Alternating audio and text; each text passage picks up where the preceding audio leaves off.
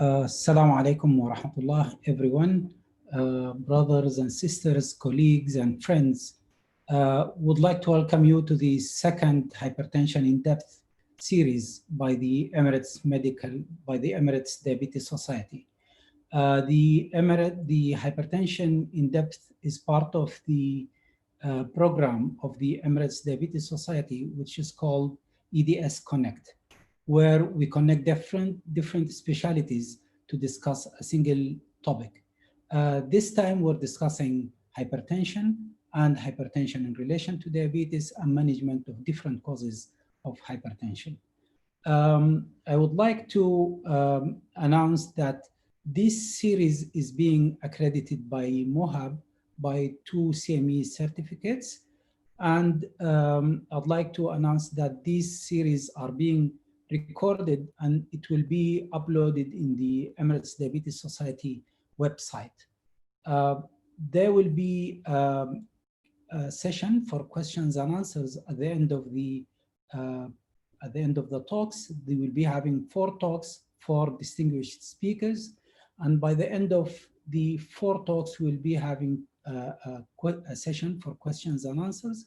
I'd like you to type your question in the questions box down and kindly address your question to a specific speaker. So it makes it very easy for us to handle and distribute the questions easily. Would like as well to welcome Boehringer Ingelheim for their generous support in endorsing or supporting this program. And today we'll be having 4 distinguished speakers. The first speaker is well known to all people in the field of nephrology and the field of endocrinology, Professor George Bakris. When we say George Bakris, I think everyone will remember all the guidelines in hypertension, the JNC7, JNC8, and he is currently the chief author or the main author for the latest American College of Cardiology hypertension guidelines. Professor George Bakris is a professor of medicine. He's the director of the American Heart Association Comprehensive Hypertension Center in Chicago. He is the past president of the American College of Clinical Pharmacology and the American Society of Hypertension. Professor Bakris is going to discuss today the advances in management of diabetic nephropathy. Welcome, Professor Bakris. The mic is yours.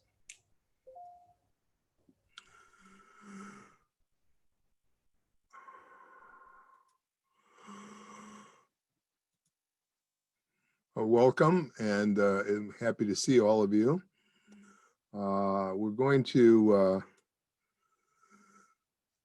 I'm going to take you through, sorry about this. We're going to talk about what's new in diabetic nephropathy. And I want to share with you some upcoming studies in the field and some data that's going to be revealed. I can't share the data with you, but just tell you about what's going to be announced in October at the American Society of Nephrology meetings. So, as you all know, diabetes is a major problem worldwide, and it is the #1 cause of kidney failure worldwide. And you can see it's only going to get worse, especially in Asia. The reasons for certain distributions, geographic, and why it's getting worse is unclear, but suffice it to say it's not getting any better. Now, up until 2001, we really didn't have much, and in 2001 we had 2 trials, the Renal and IDNT, that brought the angiotensin receptor blockers to the forefront for slowing progression of kidney disease. But as you can see here from the primary data of the trials, there's a lot of residual risk that still existed. And there was a lot of work done on a variety of different compounds over the span of the decade plus to look and see if we could get something additional to the ACEs and the ARBs. And all of these trials, as you can see, have failed. So we really didn't have anything new that we could really put forth. Now, glucose lowering agents were never really thought of as primary kidney saving agents. And in fact, if you look at most of the agents, there are no data to really support any kidney benefit whatsoever. And for that matter, questionable cardiovascular evidence for any benefit. The GLP-1 agonists, receptor agonists, came to the forefront with very strong positive cardiovascular outcome data, but still no kidney data yet, although there is a trial, the FLOW trial, that's ongoing right now with a renal endpoint, but we won't know that until 2023. And then we have the SGLT2s that have overwhelmingly positive cardiovascular and kidney benefits. I'm going to focus on the kidney benefits here and go through that data with you. Now, this is a meta-analysis that was published last year. It looks at all of the cardiovascular outcome trials and the benefits seen regardless of kidney function. So you can see at the top, those that had a GFR of less than 60, so they've lost half their kidney function, clearly had a benefit in this trial. But the question is there a benefit really in people with a really advanced kidney disease? So let me set the stage for you here, for those of you that are not familiar. This is the famous heat map that describes staging of kidney disease. On the left, you see GFR, but I want to give you an important reminder. Across the top are albuminuria levels and categories of albuminuria. So you can see if you're in the upper left in the green, you pretty much have no risk of kidney disease progression. You probably don't even have kidney disease, and your cardiovascular risk is very low. And that's pretty much where the traditional studies that were looking at cardiovascular risk were done. And you can see the GFR and the albuminuria. And then when you go to the next level, you have the CREDENCE trial. And we designed this to be specific for people with kidney disease without any question. You can see here we're in the red box, which means very high risk of kidney disease progression and very high risk for cardiovascular risk. You can see the GFR is much lower, a lot more albuminuria. This is why you have to measure albuminuria, because it works with the GFR to define risk. And if you look at renal replacement events, so people going on dialysis, the three trials combined had 29 people. We had 176. So there's no question this is a kidney trial. The trial was done around the world. You can see all the distribution with a 99.1% total follow-up of 4,401 patients. Here's a breakdown of some of the demographics. And you can see here, I want to point out to you that 15% had some evidence of heart failure coming in, and 5% already had amputations. Now, the other important thing about this trial is that 99.9% were already receiving an ACE inhibitor or an angiotensin receptor blocker. So some people get this confused. They think this is medicine instead of ACEs or ARBs. No, it's on top of ACEs and ARBs. I also want to emphasize that these are people with really advanced kidney disease. You can look here, 31% had a GFR below 45, and 88% had more than 300 milligrams of albumin in the urine. So there's no discussion. These are people with advanced disease. What happened to hemoglobin A1C? Well, it was reduced a little bit. You would not expect a big drop in hemoglobin A1C because the lower your GFR, the less effective this drug is for glucose. And you can see there was only a 0.25% reduction in hemoglobin A1C. So this is not the outcome that I'm about to show you here is not mediated by glucose reduction by any stretch of the imagination. What about blood pressure? Well, these trials with whatever SGLT2 you want to pick all reduce blood pressure about 3.5 millimeters. Not dramatic, but more than something that you would blow off. Very important point here, albuminuria was reduced by 32% consistently throughout the trial. Why is that important? Because the data suggests, and the FDA has approved, anything that reduces albuminuria more than 30% and it's sustained actually translates into a renal benefit. And so you can see that here in this trial. What was the primary endpoint? Well, the primary endpoint in this trial was end-stage kidney disease, defined by what you see, doubling of serum creatinine, renal death, or cardiovascular death, any of those factors. When you look at the primary outcome, it's very clear there was a 30% risk reduction that was seen and sustained throughout the study. When you look at only the renal endpoints, there was a 34% risk reduction. Again, sustained throughout the study. When you only look at end-stage kidney disease by itself, 32% risk reduction. So no matter how you slice this, the benefit on kidney preservation is there. Now, did it matter what level of GFR you had coming in? Because remember, the older studies had higher GFRs. Well, it didn't matter. It didn't matter how much albuminuria you had because there was no interactions when tested. Did it matter how long you had diabetes? No. Did it matter if you had cardiovascular disease? No. Did it matter if you had amputations? No. How about heart failure? No. Now, I want to paint the picture for you here as to where this has brought us. The X represents where we were before ACE inhibitors and ARBs. We just had glucose-lowering agents, and you can see we were losing kidney function between 10 and 12 mLs per minute per year, which means if you were diagnosed with diabetes and you had a normal kidney function, and you had a family history of kidney disease or risk for progression, in 10 to 11 years, you'd be on dialysis. And mortality rates were very high as well.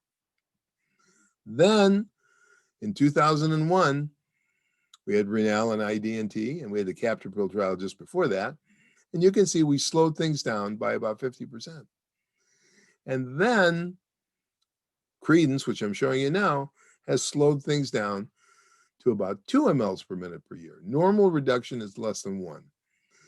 So ultimately, we've had in the last decade and a half a 58% per year reduction in GFR rate decline. Very, very important to know, and very important for keeping people off dialysis.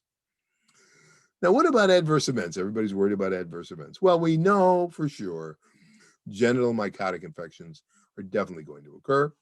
That's a given. But that's because the urine is going to be very sweet because all the sugar is being dumped in there based on how the drug works. So it's very important to keep that area as dry and as clean as possible.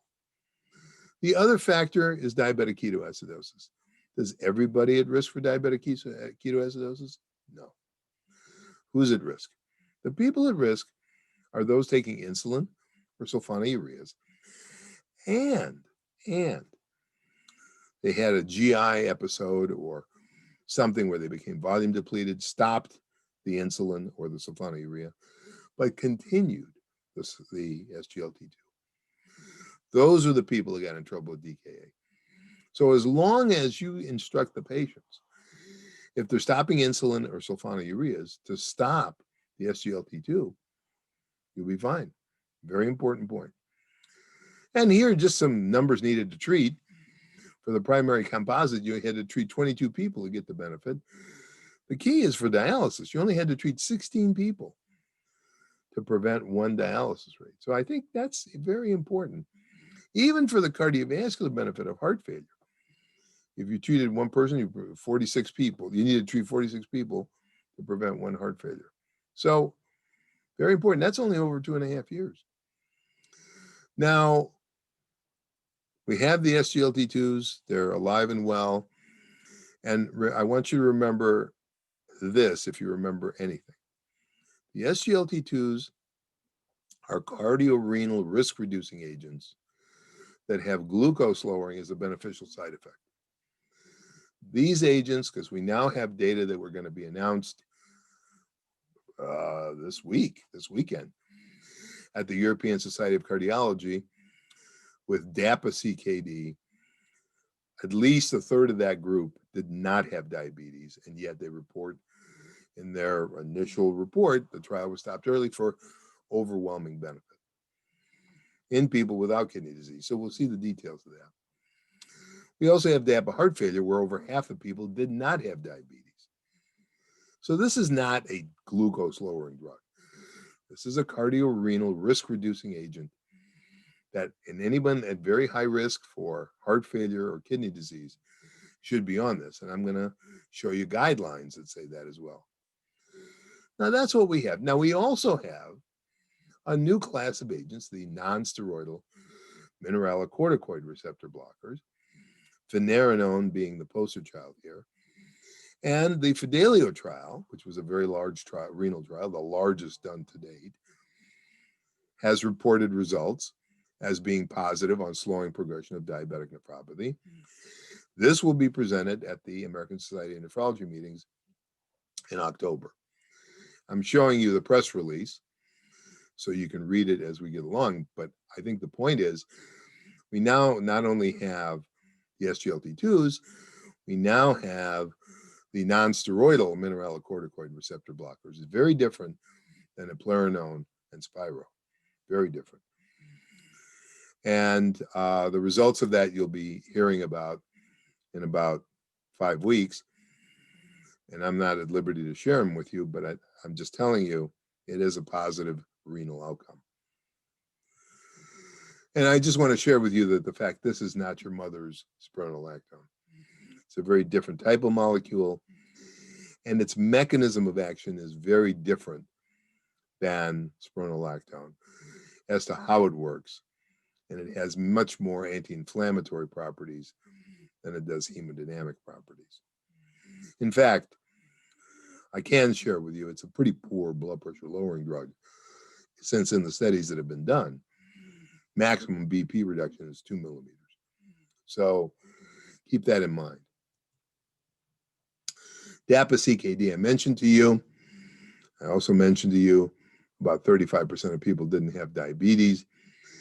And this follow-up here, it said 45 months. I think it's less because it was an event-driven trial and the number of events were met. So again, very important information that you're going to be reading about within the week. And I just wanted you to be aware of this. So I want to finish with the current American Diabetes Association guidelines. This is going to be even more magnified in the 2021 guidelines. Yes, I'm on that committee as well. But I want to make the point that, yes, everybody starts with lifestyle, everybody starts with metformin. But if you have heart failure, or if you have kidney disease, irrespective of your glucose, you should be put on an SGLT2 because of the overwhelming evidence of reducing heart failure risk and or kidney disease progression. The problem is if you can't tolerate it or you have an issue with an SGLT2, we suggest a GLP-1 RA because of cardiovascular benefits, but we don't know anything about the kidney yet other than it reduces albuminuria, and which is a positive thing. And of course, I don't think the company would be doing a renal outcome trial if the data were not positive. So, or at least the preliminary data were not positive. So I'm very optimistic that the next decade, this decade starting, even though it started horribly, I think there's a lot of very positive things that are going to start that we're going to be seeing in terms of slowing kidney disease progression and diabetes by meeting the guideline goals for blood pressure and glucose, but also using these specific classes of agents. Thank you very much.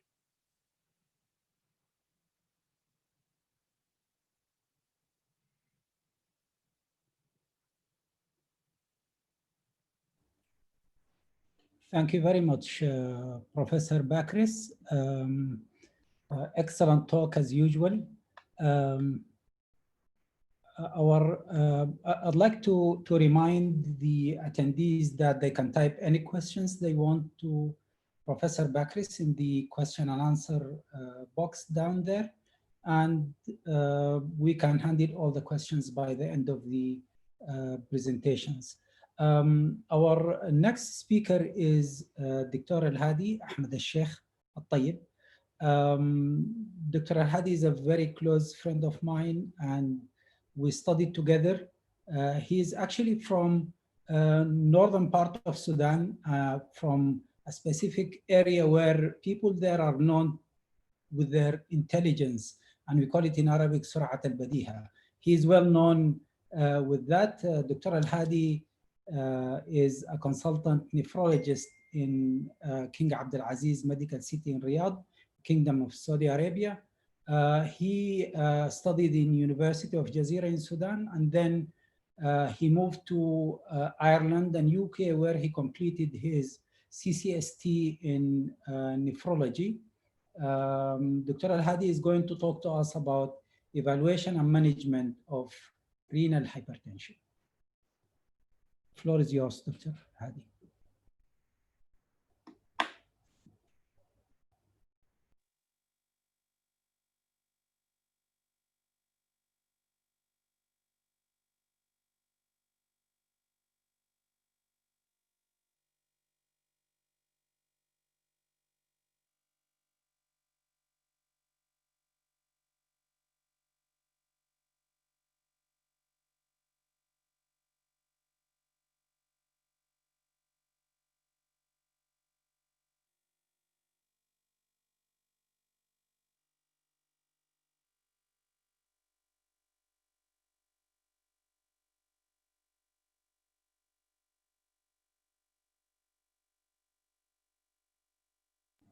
Al-Hadi, your mic, I think, is off. We can't hear you.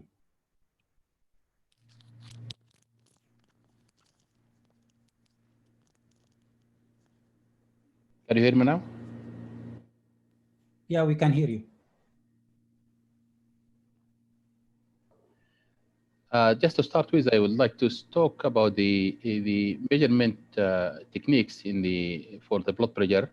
And just going into the different studies, starting from Framingham study in 1970s, where the method of choice when using checking the blood pressure was the manual one. And up to year 2001, still manual device or manual method was being used to check the blood pressure. But from 2001 onwards, people start to introduce more devices and methods such as automated blood pressure measurement and electronic devices. These different studies here, just to tell you the importance of the proper technique of the blood pressure measurement. Hadi, sorry to interrupt you. Can you make your presentation full screen? You take from the one from Dr. Morad. If you use for normotensive patient, if the arm was dependent, you can see the difference of the blood pressure between the two readings. But if you are hypertensive and whether the arm dependent or arm horizontal, you can see still there's very quite significant difference. And also, even leg cross or uncrossed, it will just give you an impact or difference in the blood pressure reading for both hypertensive and diabetic patients. And also the cuff size is very important. So it's very important when we check the blood pressure is to focus on the technique of the blood pressure. So currently with most of the guidelines, they are talking about the standardized blood pressure measurement, and they mean by the standardized blood pressure measurement is the proper preparations first, such as abstinence from caffeine, exercise, and smoking, feet on the floor, to keep quiet, use validated equipment, use the correct cuff and position, size and position, And the advantage from this standardized blood pressure measurement, that the evidence is coming from the from the large randomized controlled trials, and this minimize the misclassification of hypertension, whether over or under treatment of high blood pressure. But the problem with this standardized blood pressure measurement, it requires staff training and retraining, and also require more timing. And this is a nice diagram from study from Dr. Agarwal. We compare 275 CKD patients, whether you are using the standardized blood pressure measurement or you are using standardized minus the routine blood pressure measurement. And you can see they are quite scattered around. Ideally, if these two measures are the same, they should be around the same, the middle line, but you can see they are quite scattered. So difference can be even ranging between 20 to 40 millimeter mercury between the two methods. For the evaluation of secondary hypertension, I would like just to first to take you the slide on taking the history, which is very important to take the history in hypertensive patient. For example, a patient with primary aldosterone excess, the history of severe hypertension, history of stroke at old age, history of weakness, clamps, fatigue, nocturia, or polyuria. And for a patient with the parenchymal disease, whether the patient had history of family history of kidney disease, proteinuria, or kidney impairment, sleep disorder, the patient will be telling you whether he's snoring loud or had somebody told him that you are stop breathing and gasping. Or renovascular disease, it's suggested by the history of the patient had sudden elevation or acute onset or sudden elevation of the blood pressure. Or if the patient had history of circulatory problem affecting the legs when walking, or history of any other cardiovascular events such as stroke, TIA, or heart attack. Medication history is very important, particularly over-counter medication, herbal medication, cold preparation, cough remedies, and drugs both over the internet and medication for asthma. The first, I would like to speak about the renal artery stenosis. When we speak about renal artery stenosis, it's not synonymous with renovascular hypertension. And there are three main causes of renal artery stenosis. The common cause is atherosclerotic. The second common cause is fibromuscular dysplasia. And the third one is arteritis. But there are other causes of renal artery stenosis, such as post-radiation, trauma, vascular bands, complication of renal denervation, congenital vascular abnormalities. Renal artery stenosis can be unilateral or bilateral. So the most common effect of renal artery stenosis is the most common effect from hypertension and progressive kidney decline in the kidney function. First, with the renal artery stenosis, you have decrease in the renal perfusion, which activates the renin-angiotensin-aldosterone system. This is a reduction in the renal perfusion, resulting in activation of numerous cytokine in inflammatory mediators, which associated with renal injury. And these inflammatory and pro-fibrotic cytokines and reactive oxygen species lead to rarefaction of the renal microvascular structure, leading to glomerulosclerosis, interstitial fibrosis, and tubular atrophy. With the ongoing renal ischemia, you have progressive decline in the kidney disease or progressive kidney disease. And even when you restore the perfusion, these inflammatory mediators and markers of renal injury continue to be elevated. And also renal artery stenosis is characterized by recurrent episodes of flash pulmonary edema. So the prevalence of the critical renal artery stenosis is associated with increased cardiovascular morbidity and mortality, even when factor for other comorbidities or other comorbid conditions. But there could be other co-founder for this association because of the chronic kidney disease or the atherosclerosis in other vascular beds. So the American Cardiology Guidelines recommend diagnostic evaluation for renal artery stenosis in patients with resistant or malignant hypertension, any patient with worsening azotemia after initiation of ACE inhibitor or angiotensin receptor blockers, if there's renal asymmetry of greater than 1.5 centimeter or unexplained sudden onset of pulmonary edema. The most common of this, the most commonly aimed to assess anatomical significant stenosis, which is more than 70% of stenosis, rather than the presence of renal ischemia. So when we scan the patient, we're looking for how significant is that stenosis. There are three main diagnostic tests to diagnose renal artery stenosis: duplex ultrasound, which measures the peak systolic velocity, CT angiogram, and magnetic renal angiogram. The CT and MRA appear slightly better at diagnosing significant stenosis than duplex ultrasound, especially involving the branch renal arteries. The gold standard for diagnosing the renal artery stenosis is invasive renal arteriography.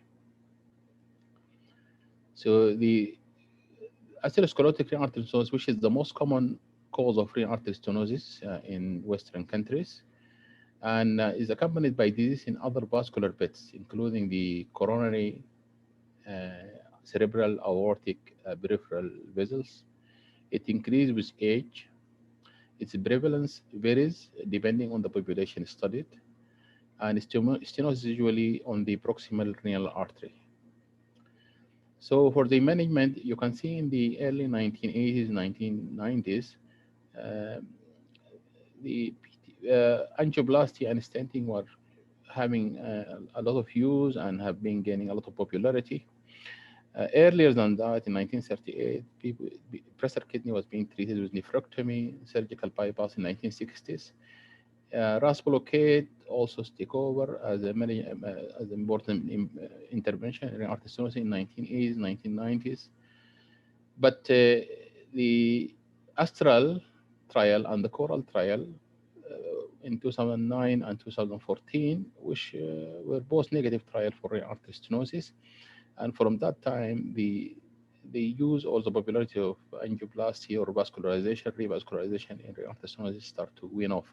But now we have more observational data and cohort studies coming out, which start to increase the popularity or the appropriate use for renal vascularization.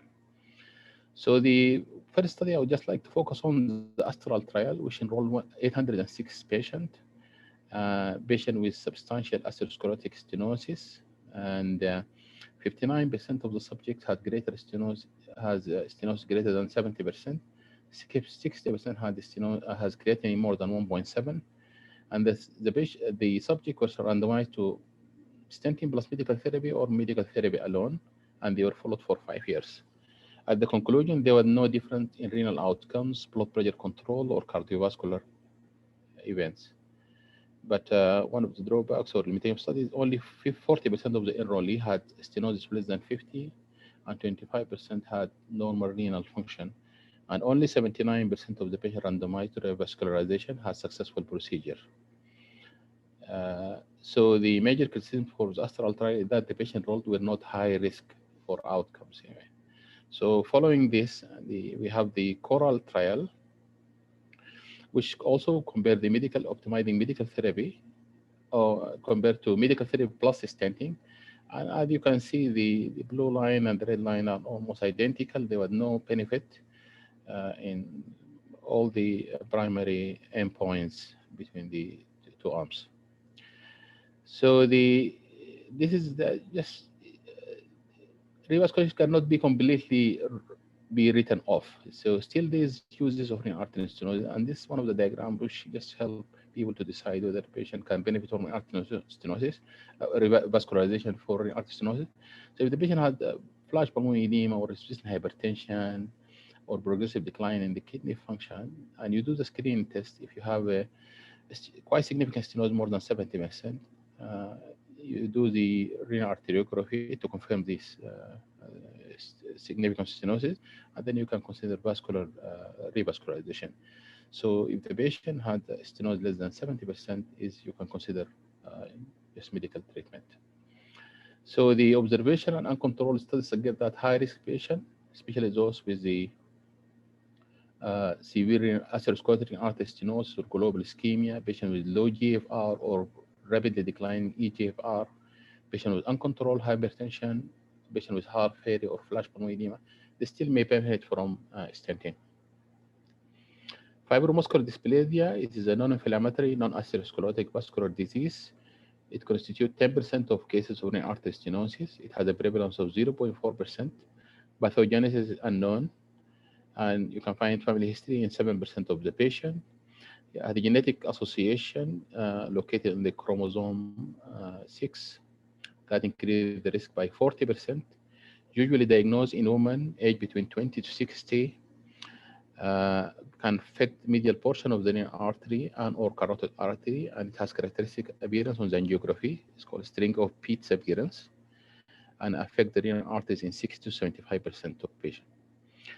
Characteristically, it affects the distal two thirds of the renal artery, and it has an association with smoking. So the treatment of the fibromuscular dysplasia usually by percutaneous transluminal angioplasty rather than surgery. Stenting is not recommended unless there is a procedure complication such as dissection or the artery collapse immediately after the angioplasty. The surgery should only be considered or contemplated when the stenosis is associated with complex aneurysm, and rarely when complex lesion of the arterial bifurcation or branches occur. So the revascularization is recommended for patients who are hypertensive, patients who are drug resistant hypertension, or have medication intolerance, or patient with kidney insufficiency or deteriorating kidney function that occur after the use of RAS blockade. Takayasu, which is less common, is a systemic inflammatory disease affecting the large arteries that can lead to stenosis, occlusion, or aneurysm dilatation. Etiology is uncertain, affect 2.6 cases per million, more common in Asian descent, primarily in women younger than 40. Diagnosis made by specific angiographic finding that meet criteria, Ishikawa criteria, or American College of Rheumatology criteria. And treatment is depend on the extent of the disease, and mainly use of the corticosteroid cytotoxic therapy, interleukin 6, tocilizumab has shown promise as the potential treatment for large vessel vasculitis, including Takayasu. So I'll move to adult autosomal dominant polycystic kidney disease, which is quite common monogenic disorder. It's affect 1 in 400 to 1,000 live pairs. There's two main genes, BKD1 gene, which is located in chromosome 16, and BKD2 gene, which is located in chromosome 4. The lifelong growth and expansion of the renal cyst lead to progressive loss of renal function in the stage renal disease. And the burden of the disease from adult polycystic kidney disease come from the cyst complication, extrarenal complications such as perianeurysm and liver and pancreatic cyst. 85% is the lifelong risk of hypertension. Important thing is total kidney volume is believed to be the best biomarker for polycystic kidney disease. So hypertension is the most common manifestation and a major contributor to renal disease progression and cardiovascular morbidity and mortality. Hypertension increased morbidity also from valvular heart disease and intracranial aneurysm, which are common in autosomal dominant polycystic kidney disease. And there are several factors contribute to the development of hypertension, such as activation of renin-angiotensin-aldosterone system, and the expression of this PC1, polycystin 1 and polycystin 2 in the vascular smooth bed and endothelium, along enhanced vascular smooth muscle contractility and impaired endothelium-dependent relaxation.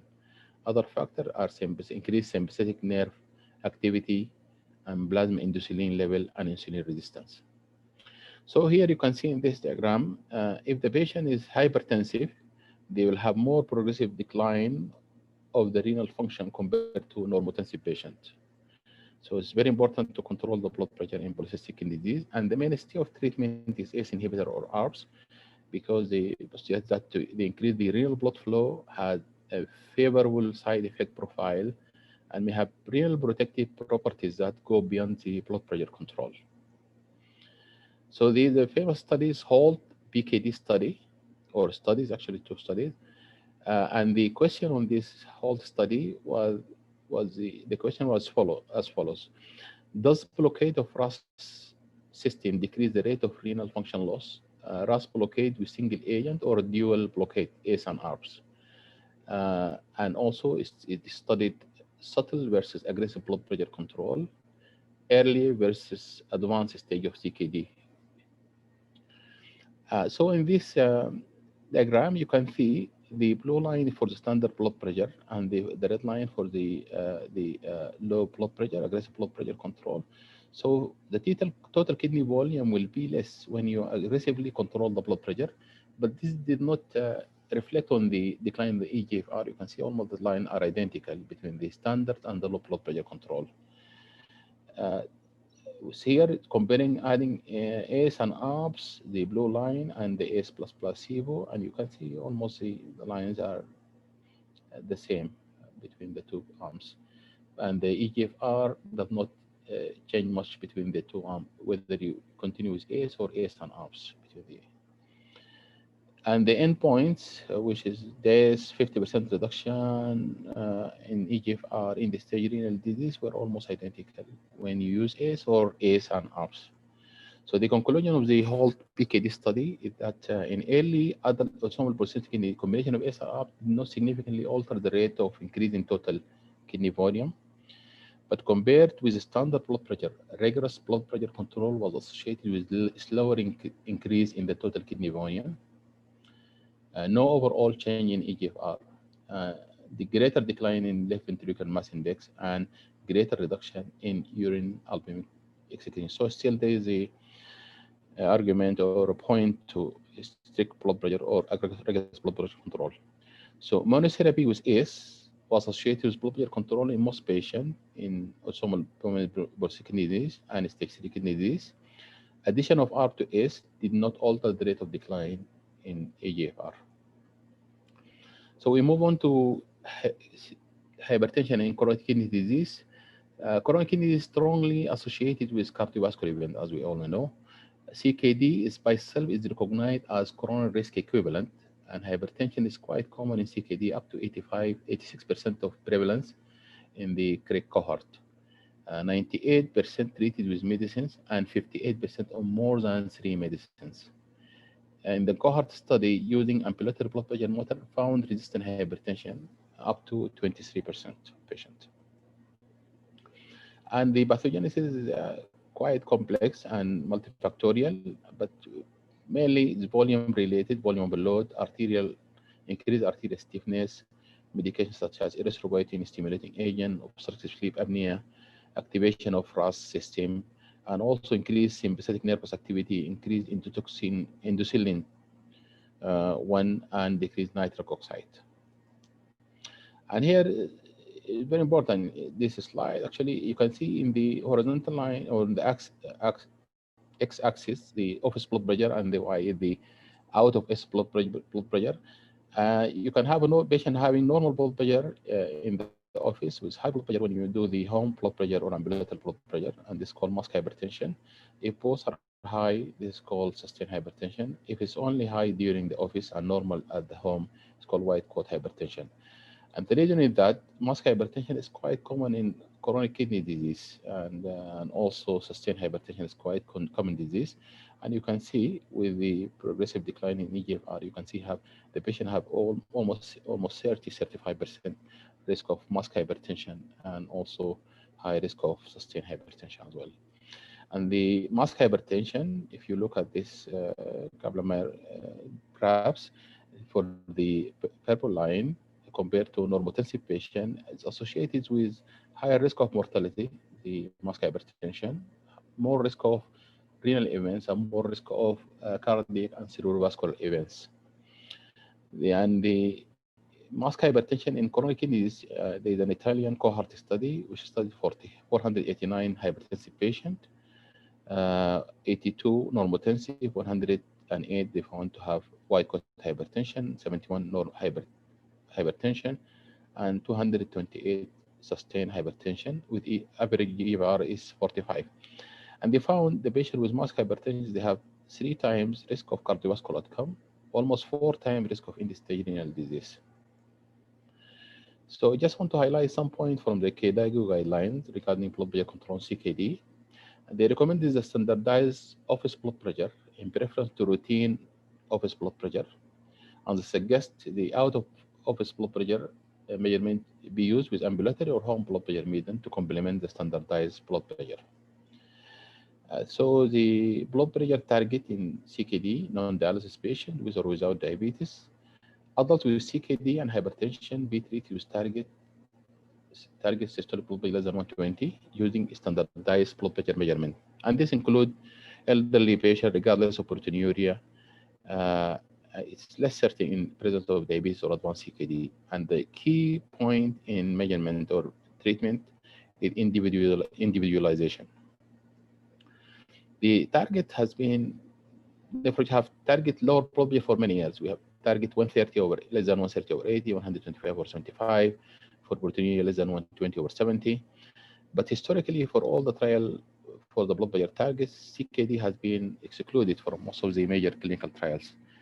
And CKD is not included in the cardiovascular risk calculators. So meta-analysis including CKD patients support intensive systolic blood pressure targets to lower cardiovascular events, but not renal events. Intensive targets associated with reduction in eGFR. And this some from the primary outcome from the SPRINT trial. You can see for the intensive treatment compared to the standard treatment, the risk of the proteinuria is better with intensive treatment.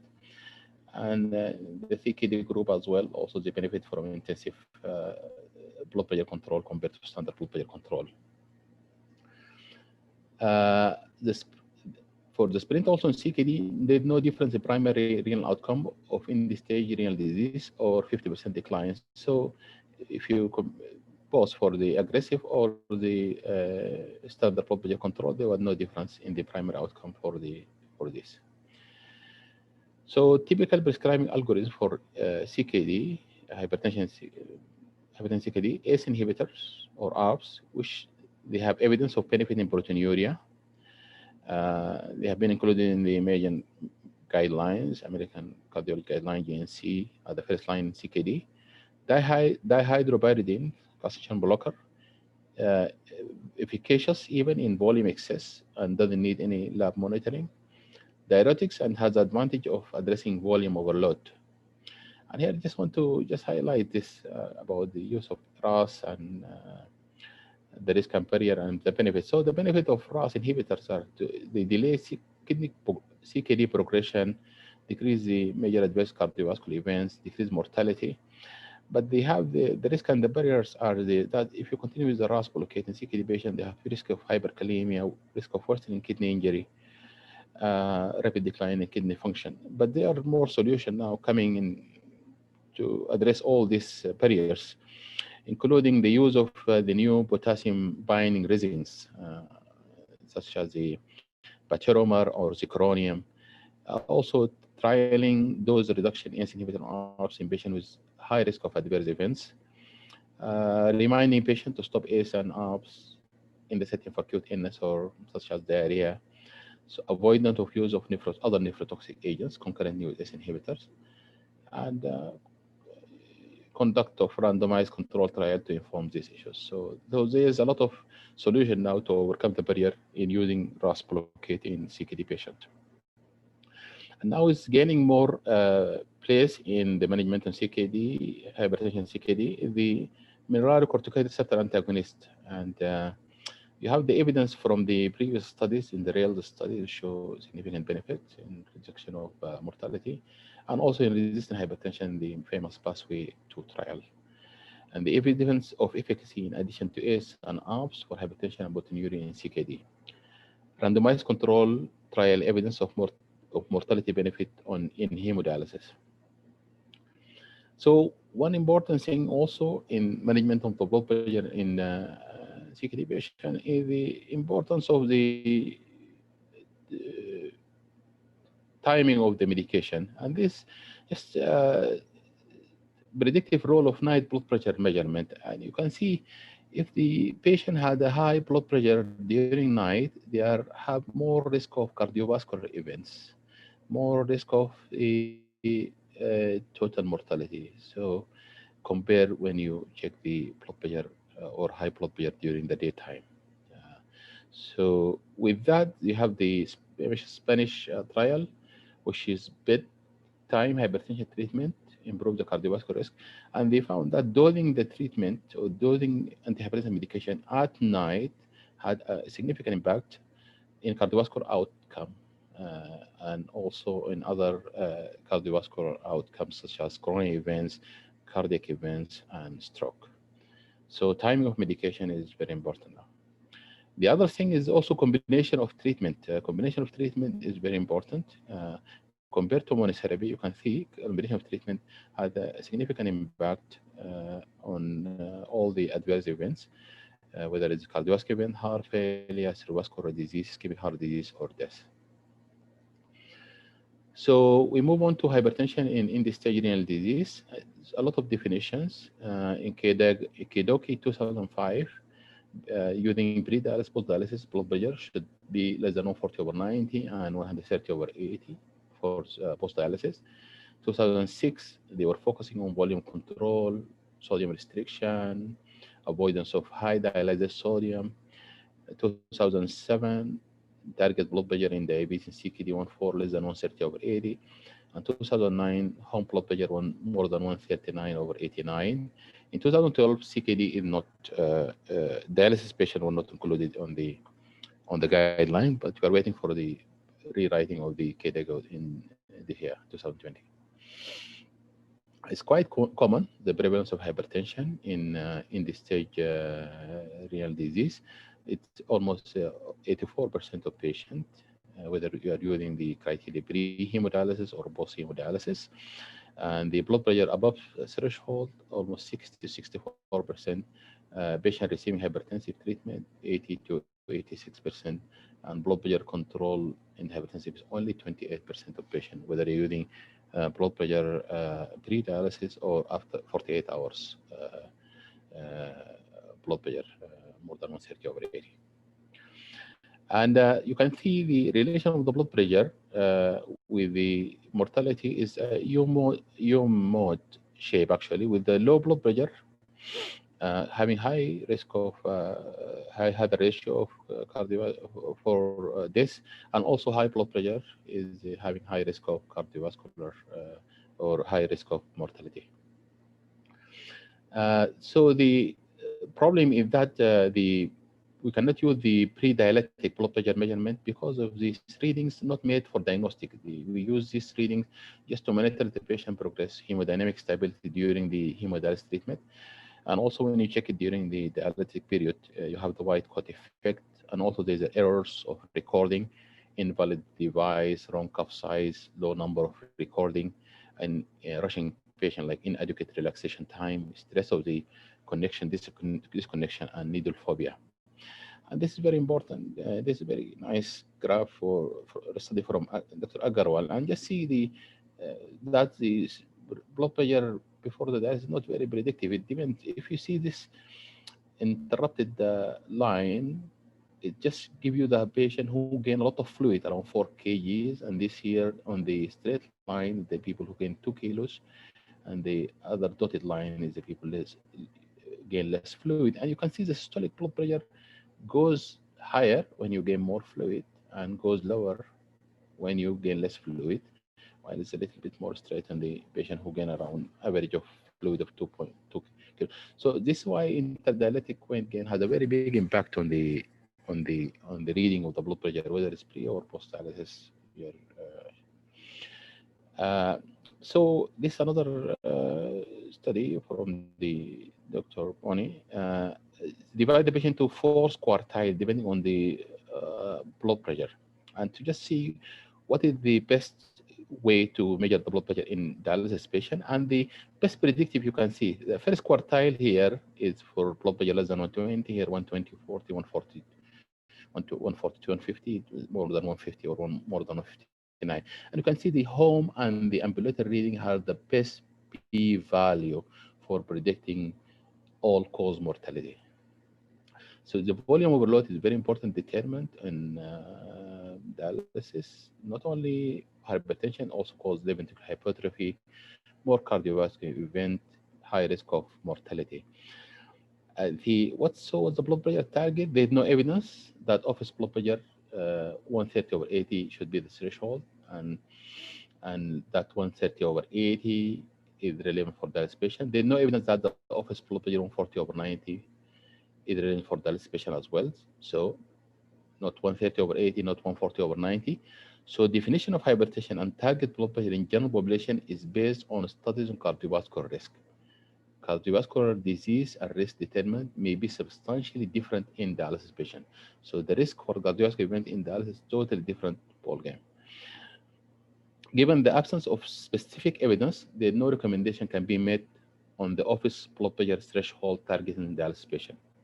It is reasonable that threshold targets for interdialytic blood pressure can be extrapolated from the studies in general population. So we have this trial, blood pressure target dialysis pilot trial, 126 patients randomized to pre-hemodialysis blood systolic blood 110 over and versus 140, and the more interdialytic hypotensive symptom in the intensive blood pressure. So if you aim for intensive blood pressure, you end up with more hypotensive episodes.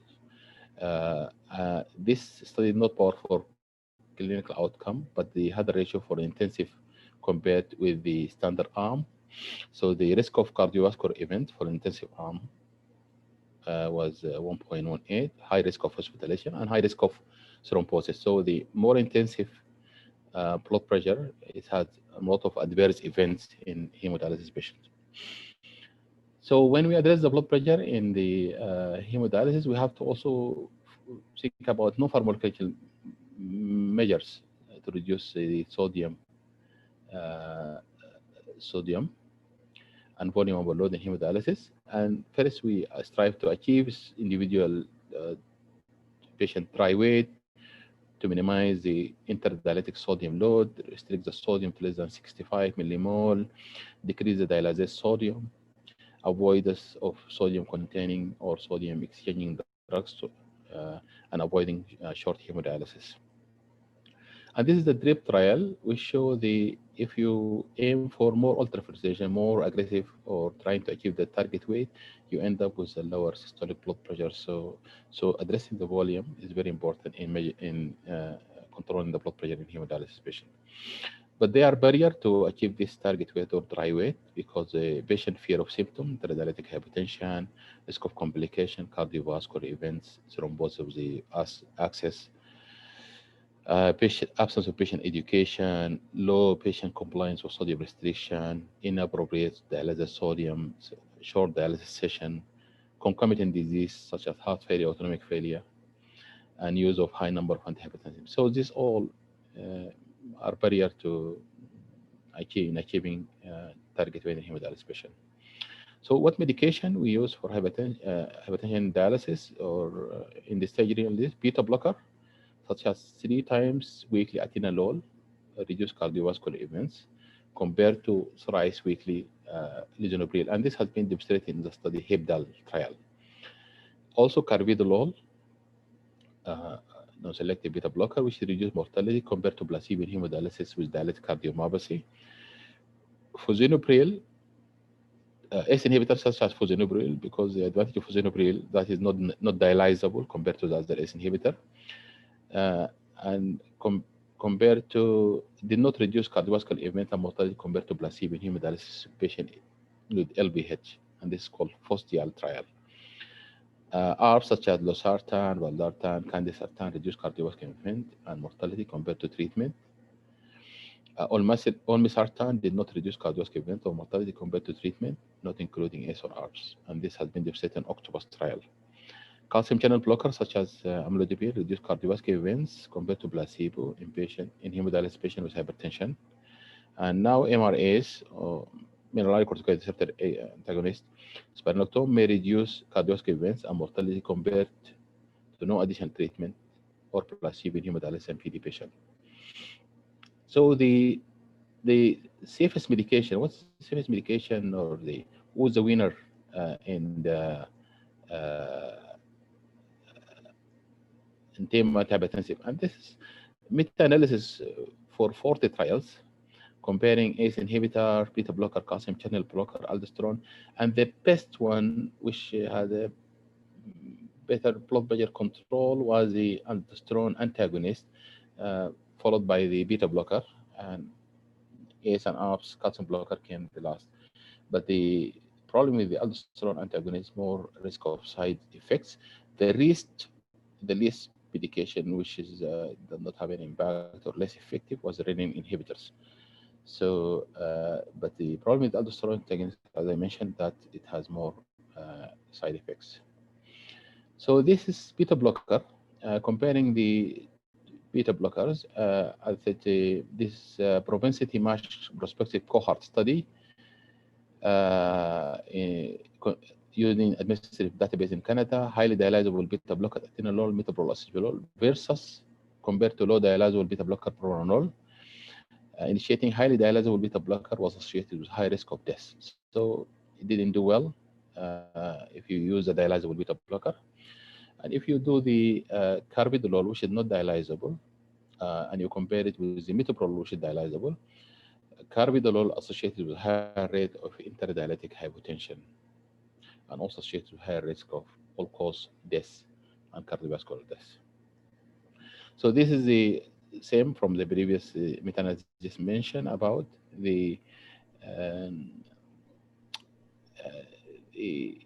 comparing the different outcomes favoring the HIPDAL trial, which favor the use of lisinopril compared to calcium channel blocker.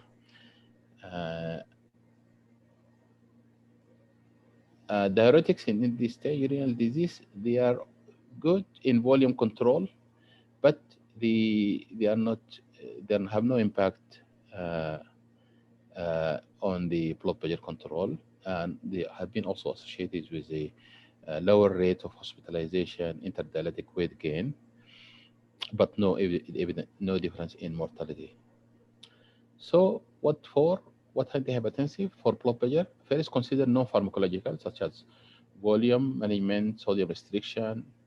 Still not blood pressure goal. We add or titrate a blood pressure medication. If blood pressure treatment interferes with volume management, we reduce the medication to allow more volume removal. For cardioprotection, reasonable to initiate and continue blood pressure medication if given for cardioprotection, but would not reduce your ultrafiltration to allow increase in the blood pressure medication. So medication considered first line for general population is ARBs, calcium blocker. They do lower blood pressure in this stage, but we don't have much in terms of clinical evidence of clinical trial. Current evidence suggests ACE and ARB may be neutral. MRA beneficial in reducing cardiovascular events. We have always to consider dialyzability. No evidence supporting withholding medication or any specific timing. Diuretic not useful for blood pressure lowering, but maybe for interdialytic weight gain. Fixed drug combination provide effective therapy. Non-adherence should always be considered and remains a major reason for inadequate blood pressure control. And this is a meta-analysis I mentioned earlier on that the renin inhibitor did not do well actually compared to ACE and ARBs, and the blood pressure lowering agents, the aldosterone antagonist do the best actually compared with ACE and ARBs, and also compare with side effects. The aldosterone antagonist has associated more risk of discontinuation because of side effects compared to ACE and ARBs. And also ACE inhibitor are not the one with the more risk of hypertension compared to the other medication. There's a trial called Alchemist trial, which comparing adding spironolactone compared to placebo to control. It's an ongoing trial expected to complete by 2024, but the signal that is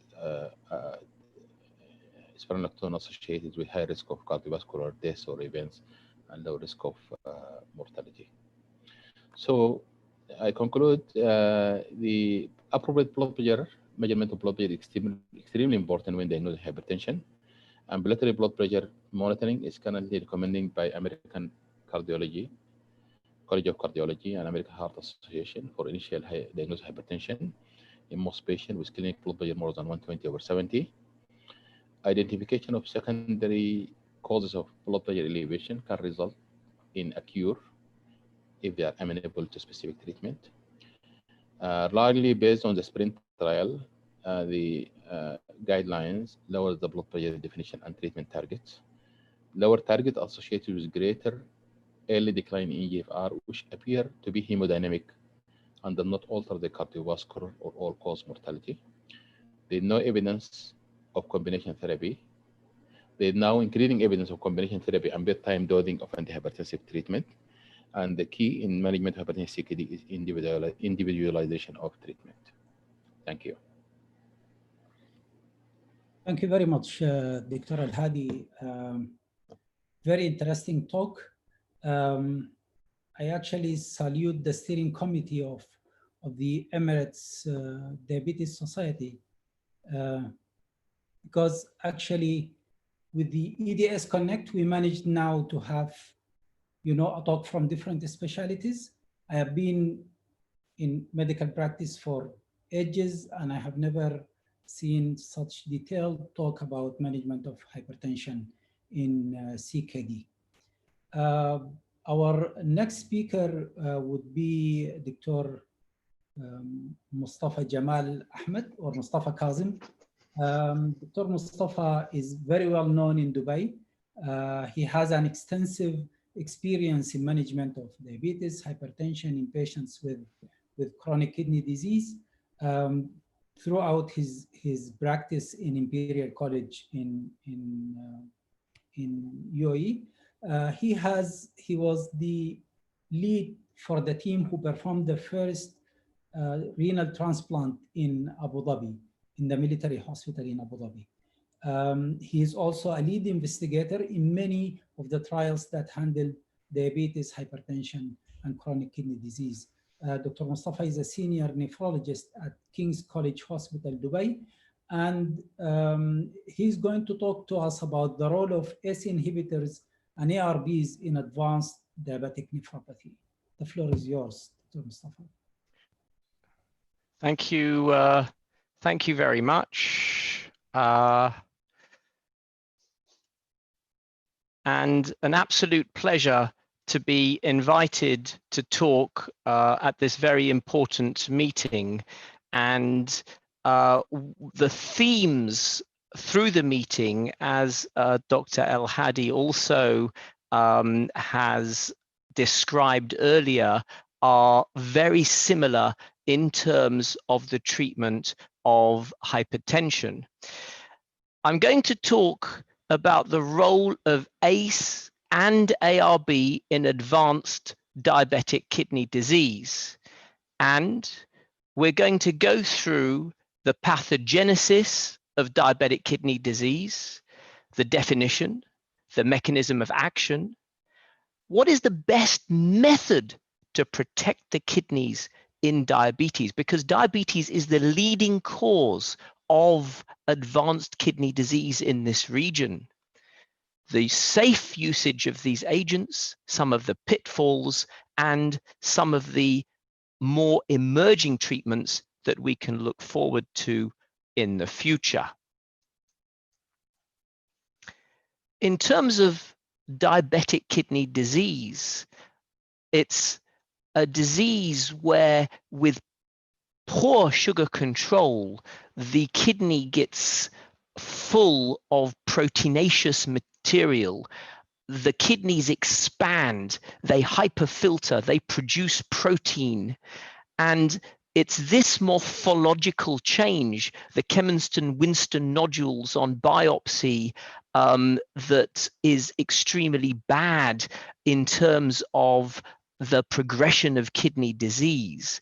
And essentially, if we control the sugars and the protein leak and the blood pressure of these patients early on, we can prevent the structural process from going on. But once they have developed a lot of protein leak, an advanced renal impairment, you cannot reverse that structural process. Here's a specimen of a diabetic kidney disease where the kidneys are actually bigger in size. Proteinuria is important because once you have microalbuminuria, that's between 20 and 200 milligrams of protein in the urine, you are losing 1 to 3 ml of your GFR per year. But when you have more than 200 milligrams of protein, you are losing between 2 and 20 ml of your GFR per year. We know that reducing the protein leak helps protect the kidneys and prevent the development of kidney disease.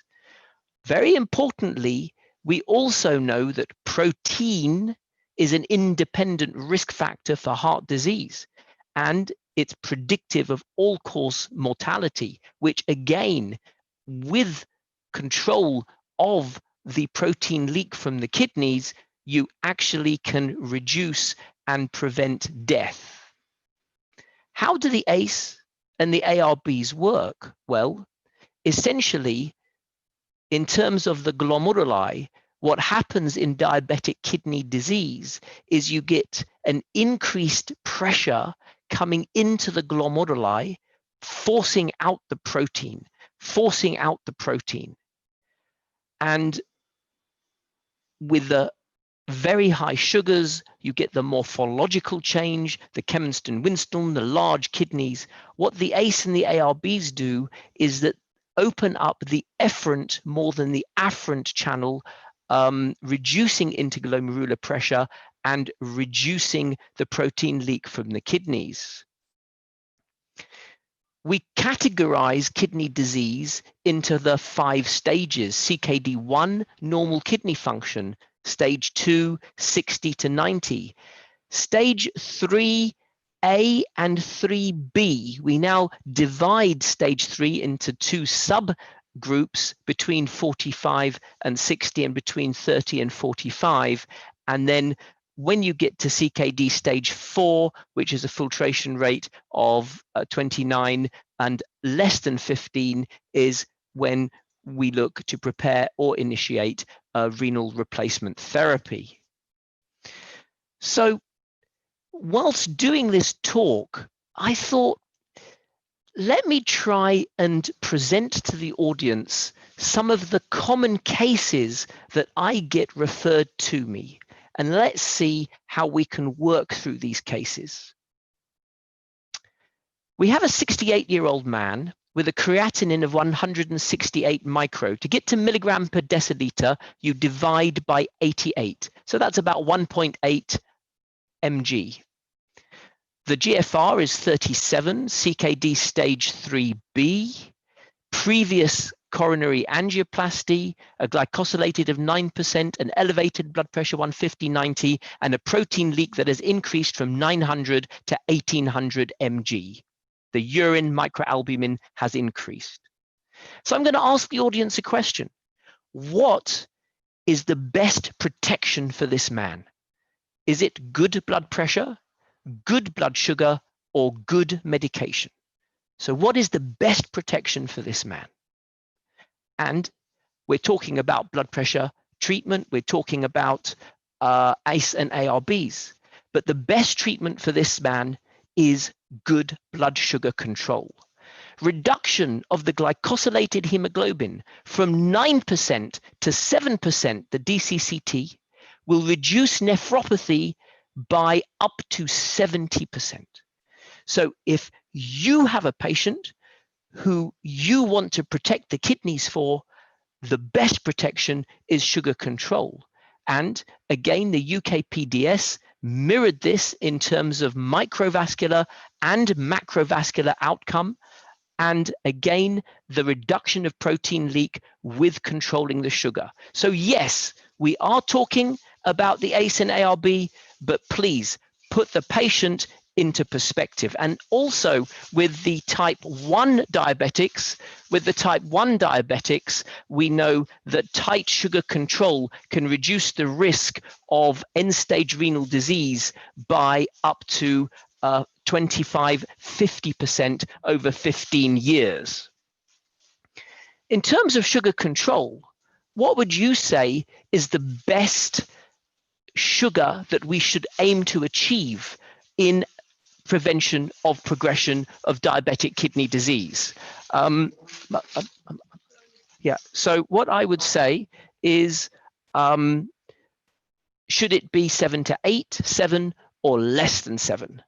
And again, the answer here is a glycosylated of 7%, giving you the best protection. And again, the Accord 2x2 looked at intensive therapy, and again, it was terminated early because of an increased morbidity in the intensive arm, probably elderly patients, hypoglycemic. And again, in terms of the kidneys, looking at tighter control, there was not a significant difference in all-cause mortality and cardiovascular endpoints, and the KDOGI recommend a glycosylated of 7% in patients with CKD as the target to protect the deterioration of the kidneys.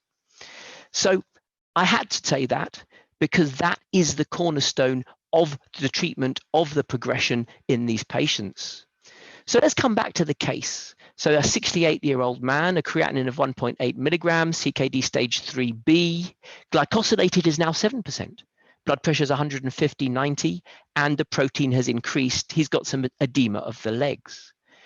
So what is the management plan in terms of protecting or reducing the protein leak, which will reduce cardiovascular mortality, will protect the kidneys, will prevent the decline of kidney function in this man? Is it the control of blood pressure? Is it using fixed dose combination treatments, or is it tackling the edema of the legs? And here, again, as Dr. Al-Hadi had emphasized earlier, a reduction of 2 millimeters in blood pressure significantly reduces your risk of stroke and heart disease. The American Heart Association recently, 2017, December, has revised the guideline target blood pressure in diabetes and chronic kidney disease to 130/80. 130/80, the JNC and the ESH still being 140/80. This is 130/80. So we are going lower in terms of target for blood pressure. Now, this is very important. And as Dr. Al-Hadi said, you need to look at the patient. You need to tailor treatment to the patient. These are the types of patient that I have with hypertension. You have those that have activation of the angiotensin and renin system, no swelling of the legs, and a good heart rate. You have those with a lot of leg swelling like this gentleman, and again, a reasonable heart rate. And you have those patients that have a very high heart rate and minimal swelling of the legs. And depending on the type of patient in front of you, the type of treatment, the beta blocker, the diuretics or reducing the calcium channel blocker, or the ACE, ARB therapy would be important. Most studies need more than 2 agents to control the blood pressure. And again, most of the guidelines recommend fixed dose single pill combination in terms of blood pressure control. So if you have a patient who is on separate agents, think of fixed dose combination with calcium channel blocker, with ACE or an ARB, with diuretic as well. 3 in 1, 2 in 1 will achieve a better control. And again, what you can see is that when you add calcium channel with an ARB in fixed combination or an ACE inhibitor, you get much less swelling of the legs. So in terms of this patient, the leg swelling was more. And again, if the patient's on calcium channel blocker, reduce the dose, which will help the swelling.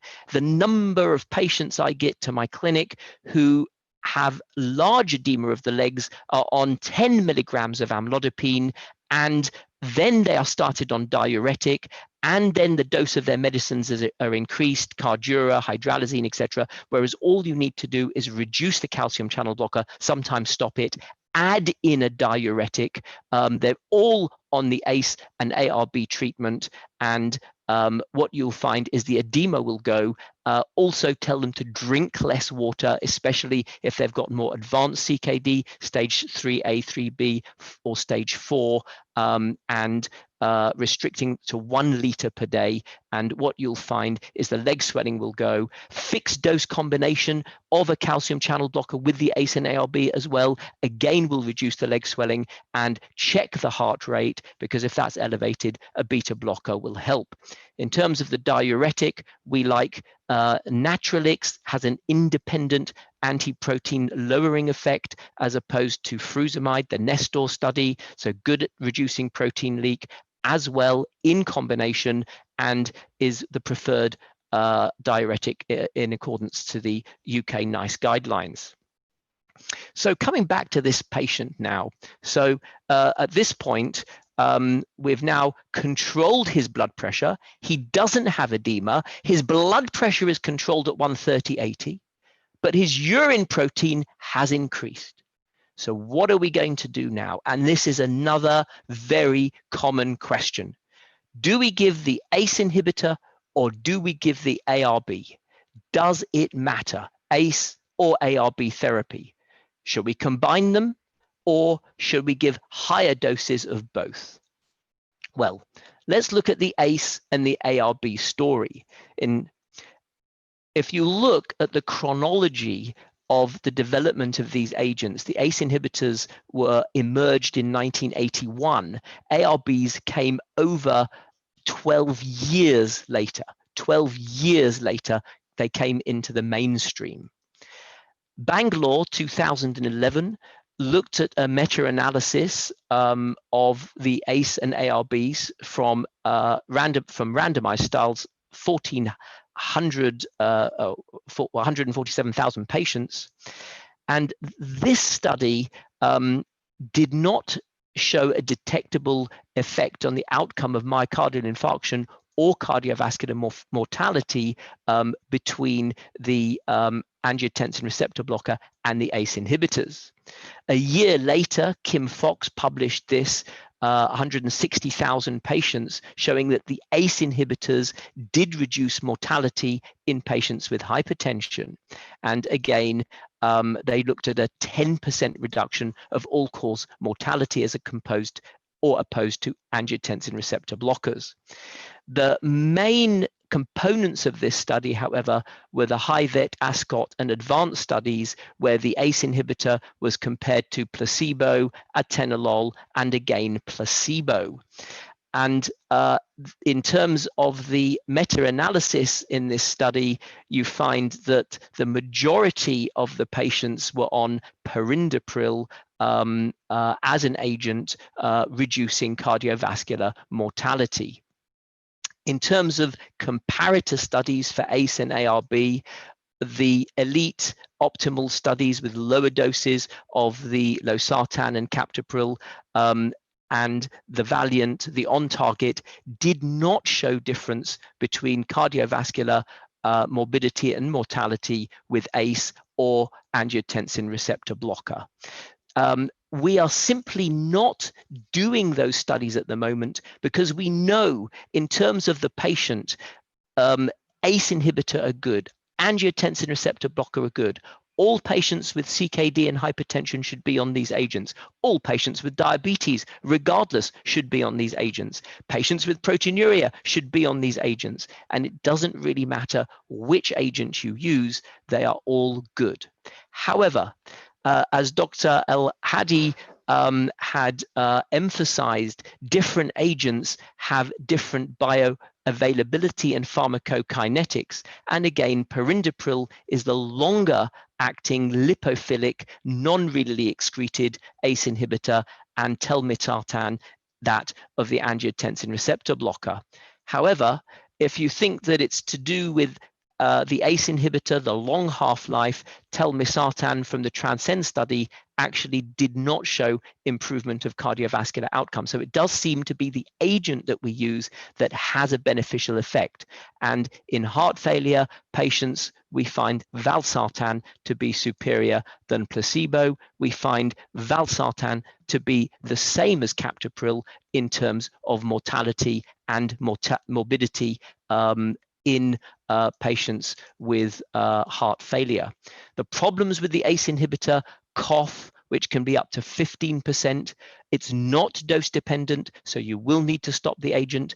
Angioedema, and again, anemia is something that I see because it has an anti-erythropoietic effect.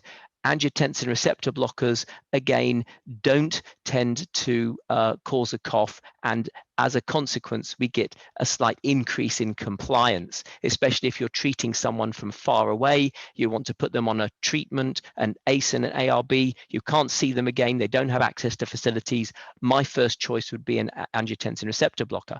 However, if they are available locally, if they are able to recognize the symptoms, then ACE inhibitor and perindopril to me would be one of the first choices, especially in the elderly. What about the combination of treatments, the ACE and the ARB? If the ACE is good, the ARB is good, maybe combining them both is good. And this is the On Target study 2008, and it showed there was no extra benefit from ACE and angiotensin receptor blocker combined. Although what they did find is that those with ACE and ARB had better blood pressure, better protein leak, but unfortunately at 3 years, the worst outcome. And we now don't recommend combining ACE and ARB therapy. The next option is to increase the dose of the angiotensin receptor blocker, the high dose angiotensin receptor blocker. So irbesartan, 900 instead of 300, losartan, 150 instead of 50 mg. And the DROP study, which was using high dose valsartan, 320 mg. This is high dose, okay, high dose. 320 mg of valsartan is equivalent to 600 of irbesartan, and that showed an increase in protein reduction, a further 10% almost reduction of protein from 160 milligram of valsartan, and again a study which now has allowed us to have the valsartan 320 in the mainstream as a market. But be warned, this is high dose, and we do get problems in patients with advanced kidney disease with higher dose angiotensin receptor blocker. And the biggest problems we get with the angiotensin receptor blocker, especially the high dose or the ACE inhibitor, is hyperkalemia, especially in diabetics, which is the leading cause of kidney problems. The diabetics, the leading cause of kidney problems in this part of the world. Hyperkalemia, how can you deal with that? A low potassium diet. You can give oral bicarbonate. Again, diabetics get type 4 renal tubular acidosis, so their bicarbonate level can be low. We can reduce the dose of the ACE or the ARB, especially if they're on high dose ARB. You can bring them back down to the normal dose. You can combine a diuretic with the ACE and the ARB, indapamide being preferable, and stop or agents such as the aldosterone antagonists, which sometimes are given together with ACE and ARB, which can lead to devastatingly high potassium levels, reduce or stop metformin, and consider other agents that help reduce protein that are neutral to the potassium, such as the SGLT2. Low blood pressure is also something that we can see. And we all know, all nephrologists know, that at CKD stage 4, with a filtration rate of less than 15, if you reduce or stop the dose of the ACE and the ARB, then the creatinine can stabilize for a bit longer. And part of that is that although lowering the blood pressure is good, the American Heart Association 130/80, ESH 140/90, JNC 140/90, but if you go down to less than 110, then you're not perfusing the kidneys, especially in CKD, and you can get an increase in the creatinine. So patients that have CKD stage 4 need to have a slightly higher blood pressure. And if their blood pressure is too low, that can worsen their kidney function. And yes, I get 1 or 2 patients a day referred to me with an increase in creatinine, and what's wrong with them is either over-diuresis or over-medication or addition of aldosterone antagonist and a low blood pressure. I reduce their blood pressure and the creatinine stabilizes to the target, reduce the medication, the blood pressure reduces to the target range. So too much diuretic, again, remember, if a patient has edema, reduce the calcium channel blocker, then add in a diuretic, and you can always add in co-Apravel or Diaven or angiotensin receptor blocker. There are many of these agents around, and these co-agents are good for a mild diuretic effect, the hydrochlorothiazide, and it means in the longer term you can replace the co with SGLT2 to achieve additional protein lowering and benefits in these patients. But be careful. Some of the triple combinations like triplicam have very large doses of diuretic, 2.5 milligram of indapamide. So if your patients are given too much diuretic, their kidney function, especially if they have more advanced CKD, will suffer. So please be warned about these. And if you're worried about someone's volume status in clinic, do a sitting and a standing blood pressure looking for postural drop. Emerging treatments on the horizon, we now have in patients with heart failure, ARNI inhibitors, anti-neprilysin inhibitors, Entresto, anti-endothelin receptor antagonists, sparsentan, retrophin, PCSK9 to reduce cholesterol in patients with protein leak, CNI, calcineurin inhibitors, immune modulation in patients with FSGS and protein leak, and very importantly, the newer agent. For the last 10 years, we've had nothing new, but we now have the SGLT2s like empagliflozin, canagliflozin, the CREDENCE, the Empareg, which in addition with ACE and the ARB in diabetics, although soon we may be giving these to non-diabetics, will additionally reduce protein leak.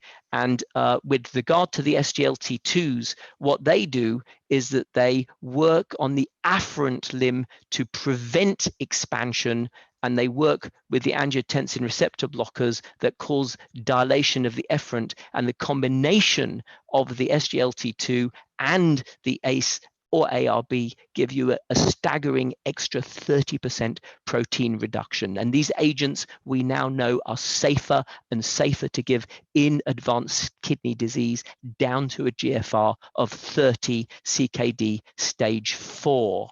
The ARNI inhibitors, as I mentioned, the anti-neprilysin in patients with heart failure, the Val-Heft study, again showing that there was a lower decline in GFR as opposed to enalapril, which is very good in patients with CKD, but unfortunately they had no bearing on protein reduction.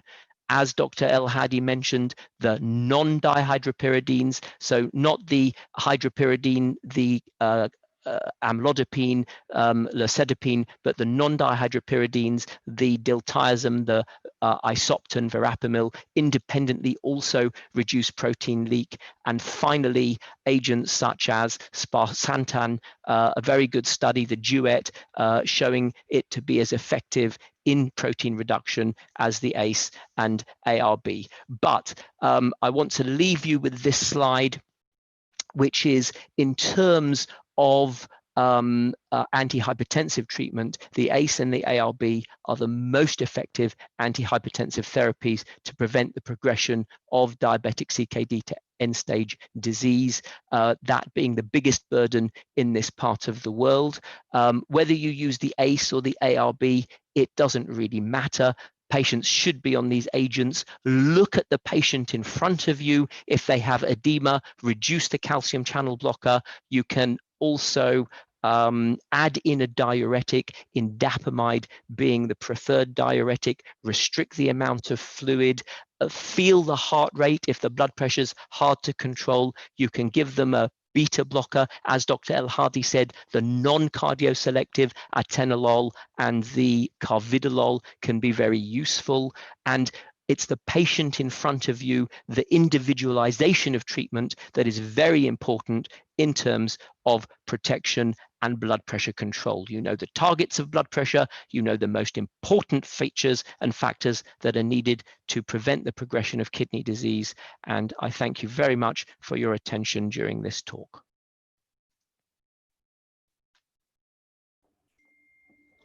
Thank you very much, Dr. Mustafa. Very, very interesting talk. I think I'd like to advise our attendees to put still their questions. There are many questions, some of them that has been answered privately. I'd like people to put their questions now, so by the end of the next presentation, we'll be having all the questions ready for the panelists. The next talk, I'll be presenting the last presentation.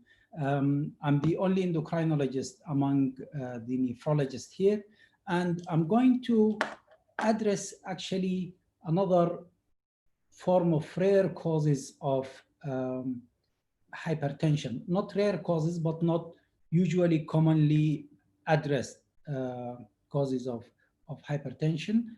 And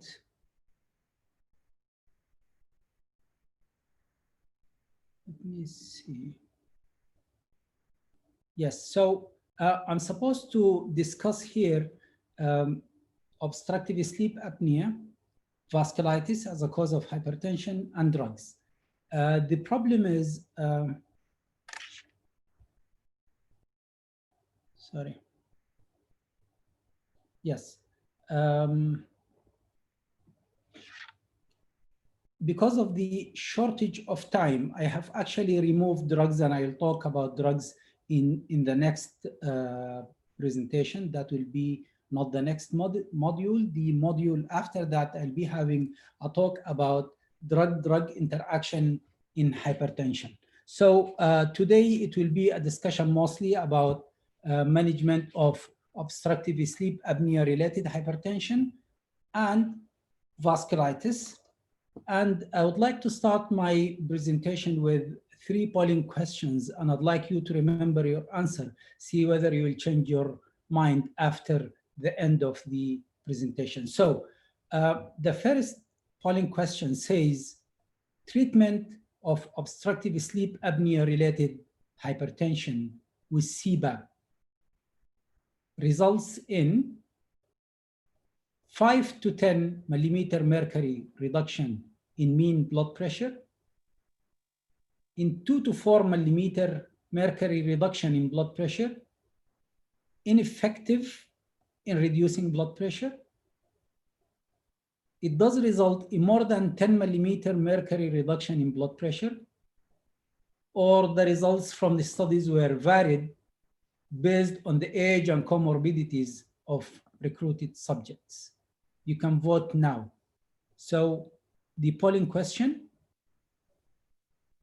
you have 15 seconds to answer. Again, treatment of obstructive sleep apnea-related hypertension with CPAP results in 5 to 10 millimeter mercury reduction, or 2 to 4 millimeter reduction. So 15 seconds passed. Let's see the results. Well, 28% answered that it results in 5 to 10% for A, so we got 5 to 10% reduction. And the second one, again, it said that the results are varied between studies and that based on comorbidities and recruited subjects. A few people, only 7% said it's ineffective in reducing blood pressure, and 17 and 20% said 2 to 4% or more than 10%, 10 millimeter mercury reduction. So we'll go to the second question. We'll close the first one. So the second question says, the following are true about treatment of hypertension in obstructive sleep apnea. Airway surgery or palate surgery and appliances reduce blood pressure in most of the studies. bisoprolol, Concor, is recommended treatment as it targets the autonomic dysfunction associated with obstructive sleep apnea. Diuretics, in general, are recommended as it targets excess sodium retention associated with obstructive sleep apnea. All the above are true or none of the above. So the second polling question, you have 15 seconds.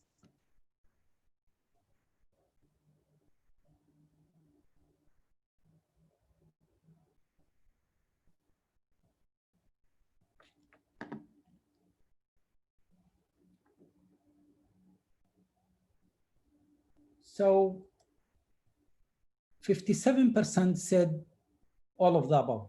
So most of you believe that airway surgery is effective and that bisoprolol is recommended for management of obstructive sleep apnea, related hypertension, and diuretics as well are recommended. And the rest are between 13, 14, and 8%. So we'll go to the third polling question. And it says, the following are true about vasculitis. Medium vessel vasculitis is associated with positive ANCA, anti-neutrophil cytoplasmic antibodies. Steroids are effective in reducing blood pressure.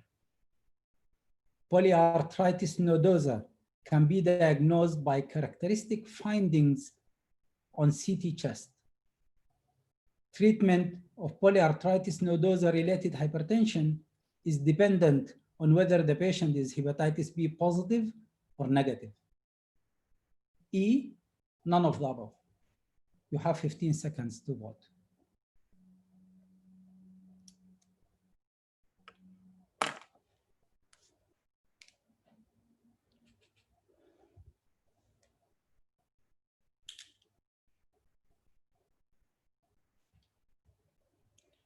Well, 36% said medium vessel vasculitis is associated with positive ANCA. And then 13% said the steroids are effective, 11% said CT chest findings are characteristic, and around 13% said treatment of polyarteritis nodosa related hypertension is dependent on hepatitis B virus status. So I'm not going to answer any of these questions, and I will take you through the presentation, and by the end of the talk, probably you will know the right answers. So the first part of my presentation is about obstructive sleep apnea. It's not uncommon to find hypertension in patients with obstructive sleep apnea, as around 50% of patients with obstructive sleep apnea have coexisting hypertension. What are the characteristics of hypertension associated with obstructive sleep apnea?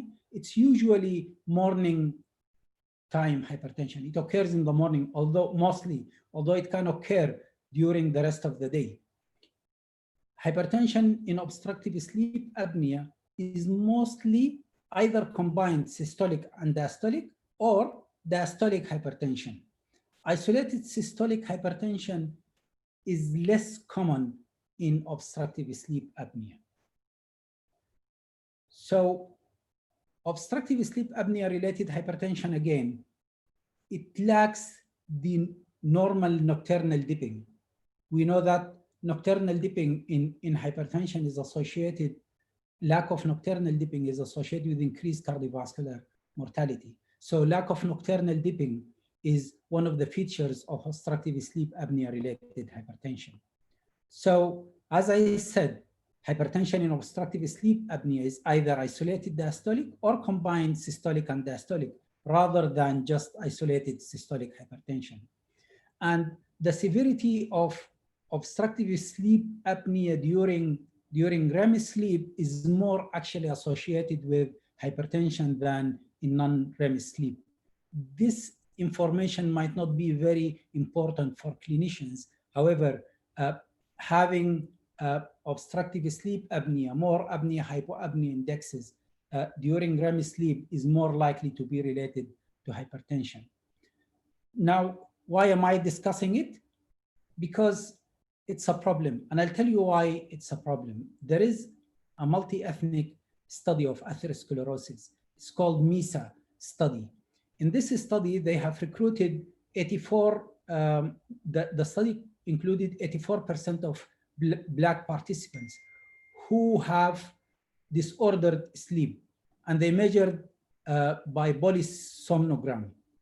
None of them at the start of the study reported to their physicians, or the physician has ever reported that they have sleep disorders. So what I wanted to say is, you will have a patient who is hypertensive who comes to your clinic.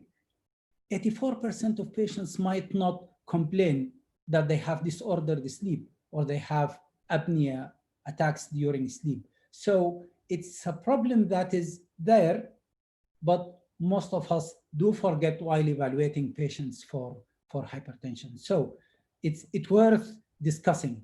And I would like to put my discussion on obstructive sleep apnea by answering three main questions. The first question, is it the obstructive sleep apnea itself or the common etiological factors for hypertension and obesity? What I meant is the obstructive sleep apnea per se associated with hypertension, or do we get hypertension because hypertension is common in obese and obstructive sleep apnea is common in obese? So that was the first question. The second question would like to answer is, why do patients with obstructive sleep apnea develop hypertension? And the third question is, which intervention is helpful in obstructive sleep apnea? Is it weight loss, therapeutic lifestyle changes, CPAP, or medications? And which one should I choose? So to start, or to answer the first question, I'm going to take you through a couple of studies. This is a prospective study that looked at the association between sleep disordered breathing and hypertension. This is a study that included around 709 patients.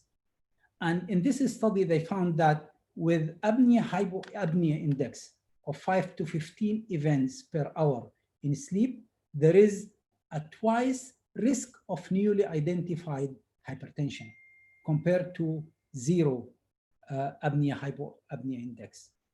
And they have found that while subjects with more than 15 apnea-hypoapnea indexes per hour, they have 3 times the risk. So the more apnea attacks or apnea-hypoapnea index attacks, the more the risk of hypertension.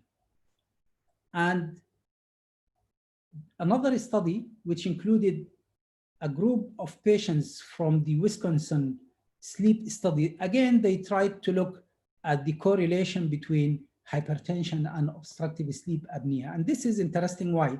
Because they did actually correct for modifiable risk factors, including BMI, waist, neck circumference. They looked at modified the risk factors. Again, the odd ratios adjusted for many other risk factors, like even non-modifiable, like age and sex. And they looked at both of them together. So if you look at across the board, if you look at the left side of the table, how many number of events are there? If there is a 0 number of event, regardless of your age, the risk is the same. It's 1. The adjusted odd ratios is 1. But if you adjust for baseline hypertension, whether the patient is hypertensive or not, presence of apnea-hypoapnea index at baseline increases the risk of hypertension. Even if they adjust it to age and sex, it's statistically significant. And when they adjust it to modifiable and non-modifiable risk factors, it is still positive. So there is a correlation between obstructive sleep apnea and hypertension, regardless of other factors. So if we look at the same trial, they looked at the number of apnea-hypoapnea indexes and the odd ratios for development of hypertension. And you can see at the x-axis, or horizontally, you can see the number of apnea-hypopnea indexes. It starts from 0 to 15, and you can see the odd ratios for development of hypertension do increase with the increase of the number of apnea-hypopnea index. Another study that looked at the correlation between the apnea and hypopnea index and hypertension. And I would like to take you again, it's a similar graph to the one I've just shown you in the previous slide. Look at the graph on the right side of the slide. The more the number of apnea, hypopnea per hour, the higher the risk for hypertension. Now, look at the table, and the table is showing here the number of apnea, hypopnea indexes and the correlation and the risk for hypertension. It's high. So with a statistical method, what the authors did, they tried to find out if the number of apnea, hypopnea indexes increased, what's the percentage of increase in hypertension? So what they found that for each 10 apneic events per hour during sleep, there is 11% increase in risk of hypertension. So if I go from 10 apnea indexes to 20, the risk of hypertension increases by 11%. This is very interesting. Another trial that looked at the lowest oxygen level during sleep and hypertension. Interestingly, if you look at the graphs and the table, it's almost the same. Look at the graph. The oxygen saturation during sleep, the lower it goes, the higher the risk of hypertension. So if the oxygen saturation drops to 80, the risk increases a bit. When it goes to around 50, the risk becomes around 1.6, 1.7 times. So they did a similar calculation, and what they found that with each 10% reduction in oxygen saturation, the risk of hypertension increases by 13%. So it's mostly now about the obstructive sleep apnea itself, how low your oxygen goes down and how frequent apneic events you get during sleep. And this is another trial that has shown similar results. I just showed this trial because it's a larger trial. It's a community-based study, and you can see the same. The apnea-hypopnea index, the higher the number of apnea-hypopnea events, the higher the risk of hypertension. So that will take me to the second question. And the second question is, why do patients with obstructive sleep apnea are likely to develop hypertension? And to answer this, I'd like to say the most important factor here is that patients with obstructive sleep apnea do have low energy. Obstructive sleep apnea does affect their cognition and their mood, and this might influence adherence to medications. It's something we have to keep in mind whenever we're treating patients with obstructive sleep apnea or hypertension. We need to remember that adherence to medications is one of the most essential factors to get your patient controlled. Another factor is obesity, which is a common factor between hypertension and obstructive sleep apnea. In an analysis of the Framingham Heart Study, the Framingham Heart Study evaluated 1,900, it was between 1990 and 1995. And they found that poor blood pressure control occurs mostly in older age patients, patients with left ventricular hypertrophy, and in obese patients. So obesity is very well linked to hypertension and control of hypertension. Now we come to the hypotheses. People tried to find out, why do patients with obstructive sleep apnea have actually high blood pressure or even develop resistant hypertension? And they thought this actually relates to three factors. One of them, autonomic dysfunction, and second is hypoxia itself and the relation between hypoxia and endothelin release. and some neurohormonal mechanisms. And I'll show you one trial for each.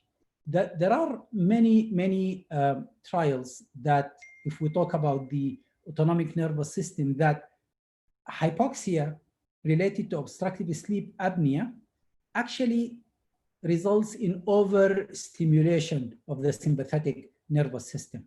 And overstimulation of sympathetic nervous system definitely results in elevation in blood pressure and vascular damage that will lead at the end to chronic elevations in blood pressure. Another factor that patients with obstructive sleep apnea have high sympathetic activity when awake. And this further increases the blood pressure and sympathetic activity during sleep. And this is usually attenuated with treatment of CPAP. Now, another factor that proves what I said, patients with obstructive sleep apnea, if you look at them, they have faster heart rates, they have decreased heart rate variability, and they have increased blood pressure variability when we compare them to controls.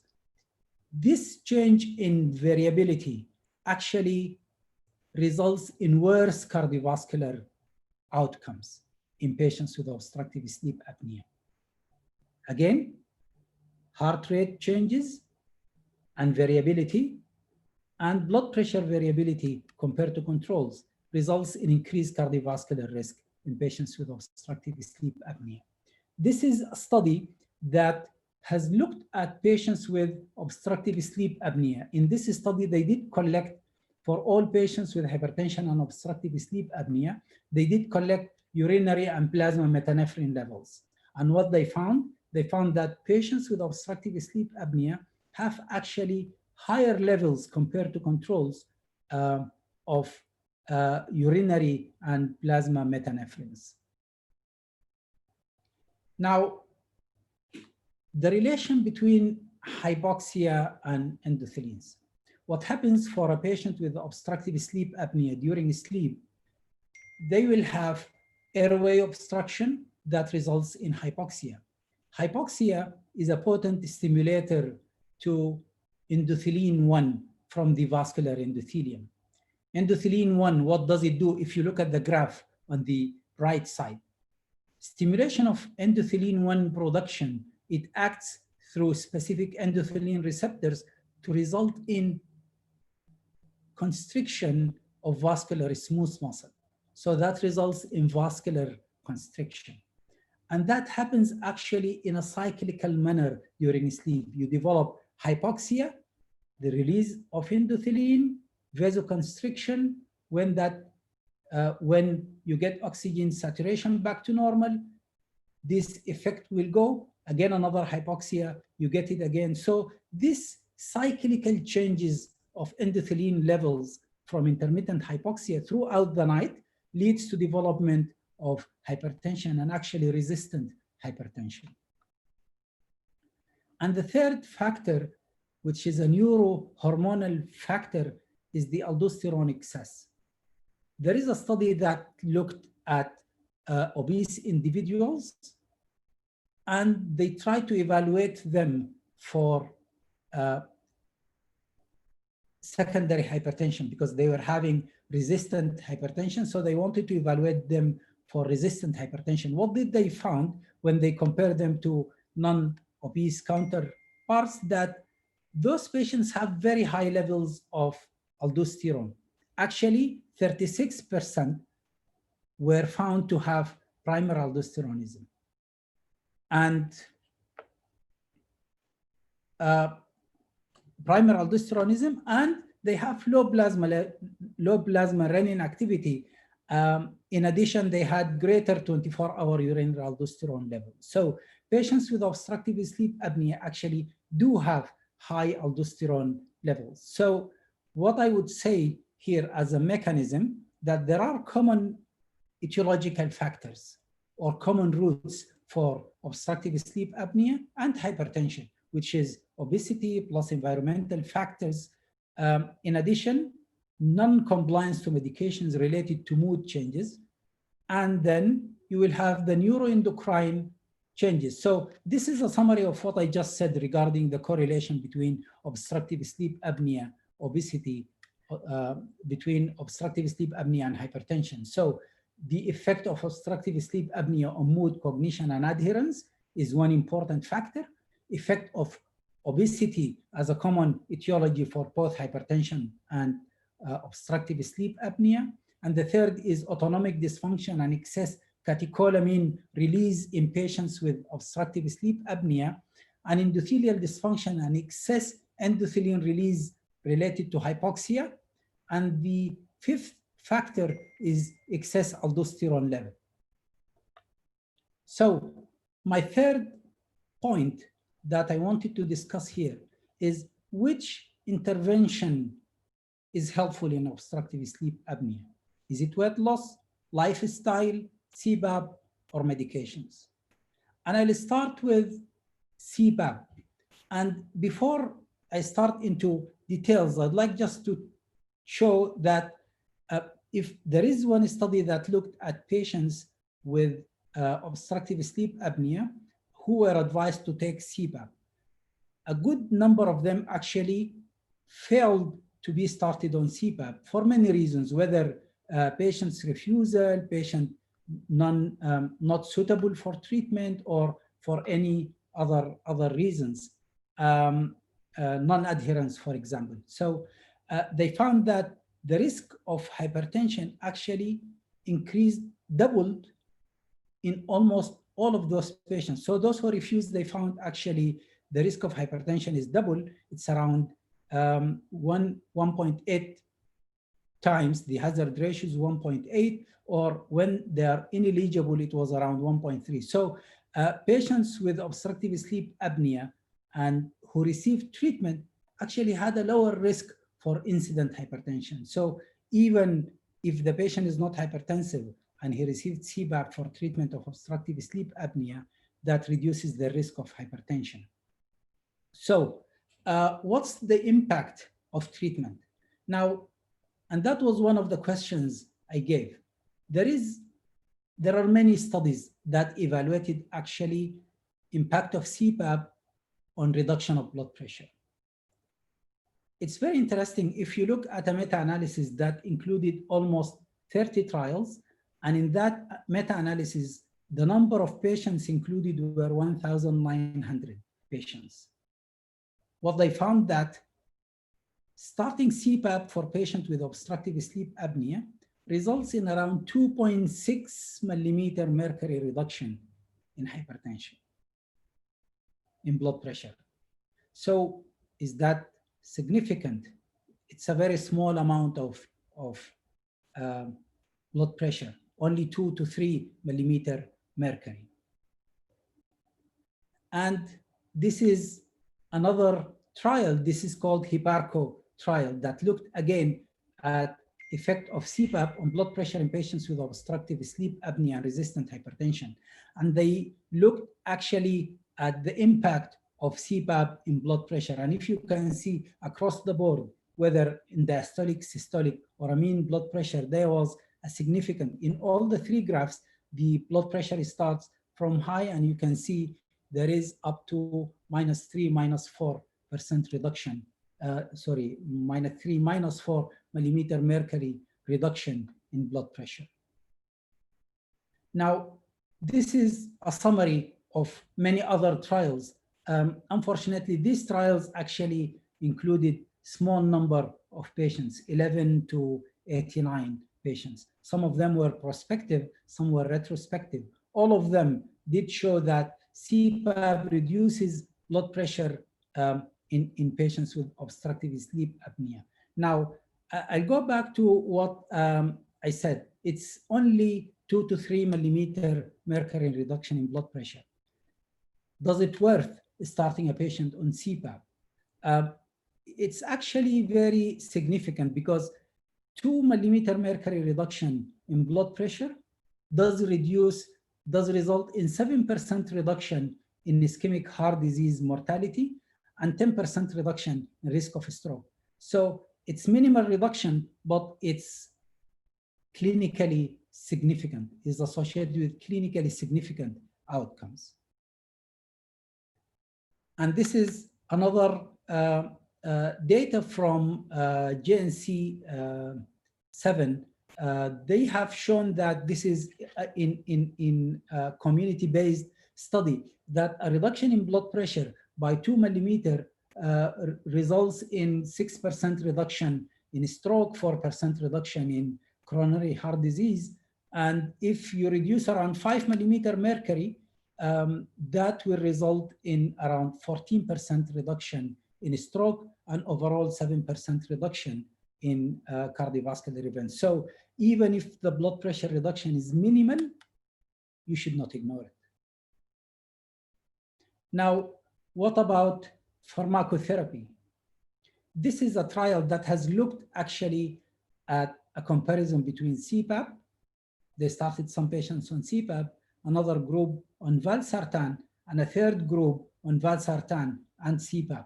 And if you can see at the graphs on the right side, CPAP does result in reduction in blood pressure, but it is around, as I said, 2 to 3 millimeter mercury, while valsartan resulted in more significant reduction in blood pressure. And when you combine both of them, you get even more blood pressure reduction. So in this trial, it was a randomized crossover trial, and patients with hypertension and obstructive sleep apnea not treated previously, they started them on valsartan, and they monitored them with a 24-hour blood pressure monitoring. They found around a mean reduction of around 9 millimeter mercury in the valsartan group compared to CPAP, which is around 2.1 millimeter mercury reduction.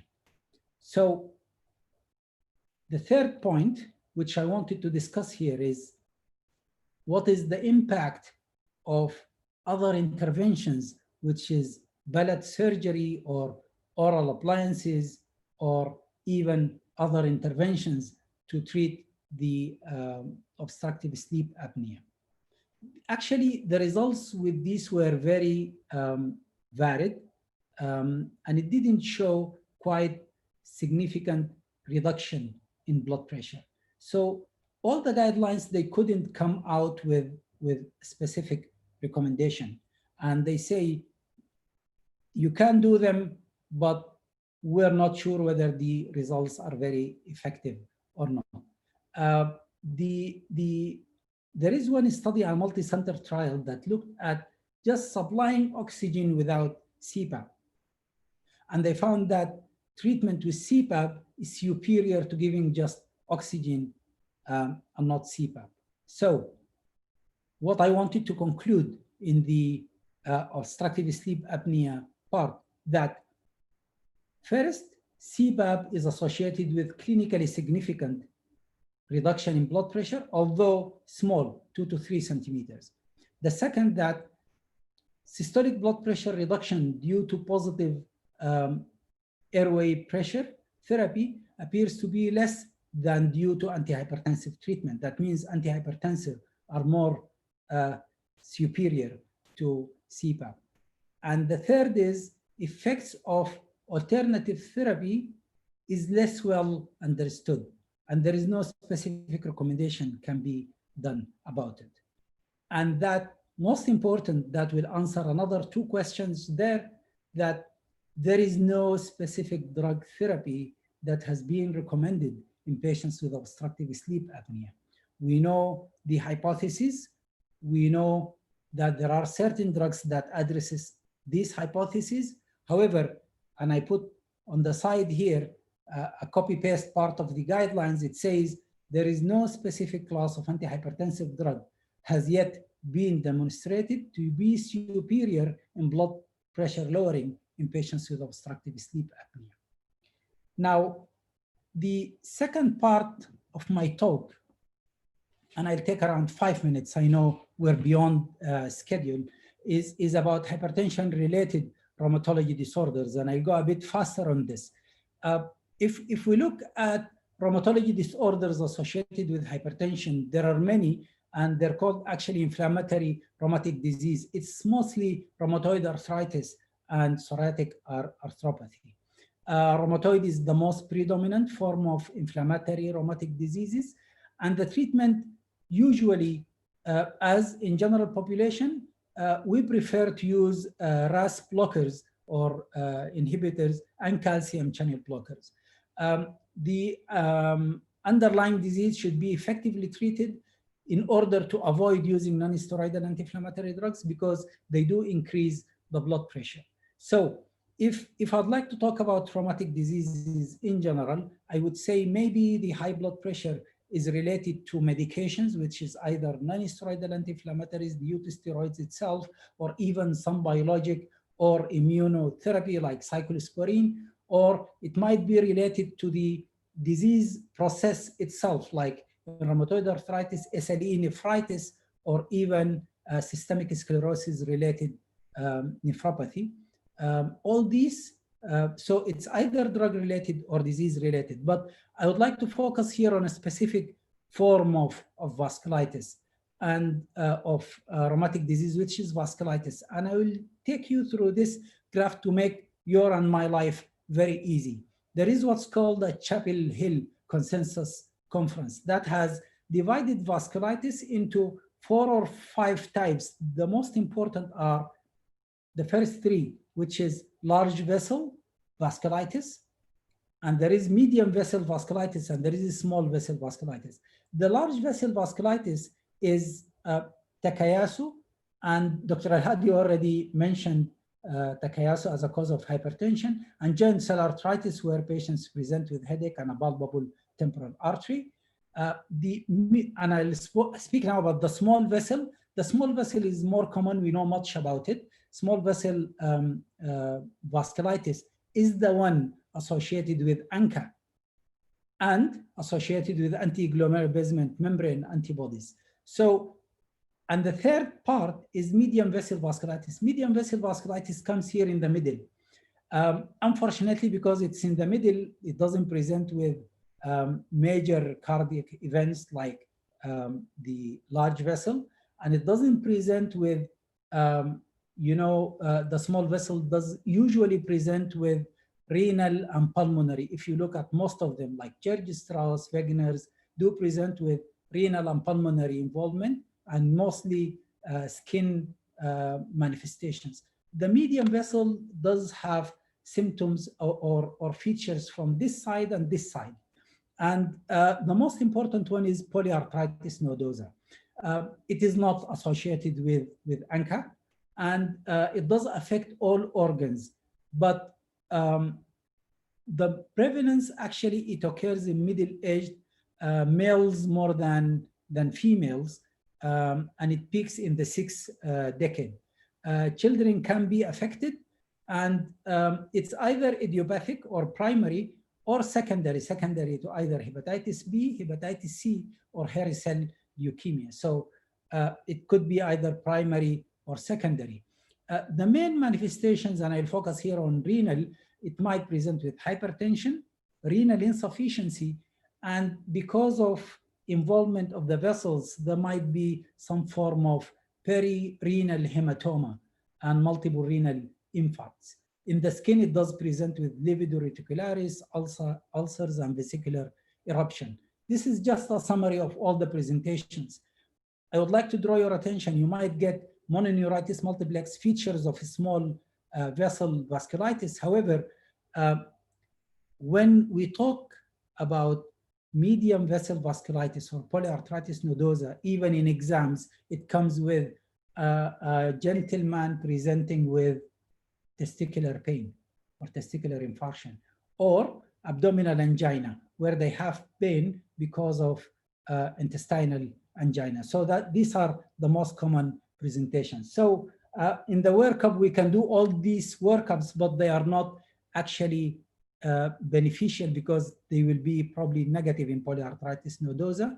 And the diagnosis is based on 3 things, actually. The first is you do lab tests to ascertain the organ involvement, and you do biopsy if possible. And we can look at the diagnosis by looking at specific characteristic features on angiography, renal angiography or any part involved, where you would see specific findings. These are the microaneurysms that you see with the small arrows. You can see microaneurysms, and you can see abrupt cutoff of the small arteries, the larger arrows. So these are quite characteristic findings on angiography. So the other way to predict polyarthritis nodosa is by looking at the American College of Rheumatology criteria. When you look at your patient's symptoms and findings, and you put the American College of Cardiology criteria, it has around 82% sensitivity and 87% specific. If you find 3 of these, which is livedo reticularis, testicular pain, myalgias, mononeuropathy, you can look at this later, and even renal impairment, hepatitis B positive. So, and this is my last slide. Polyarthritis nodosa does present with hypertension. And what you find usually on the findings is elevation of inflammatory markers. The CRP, the ferritin will be very high.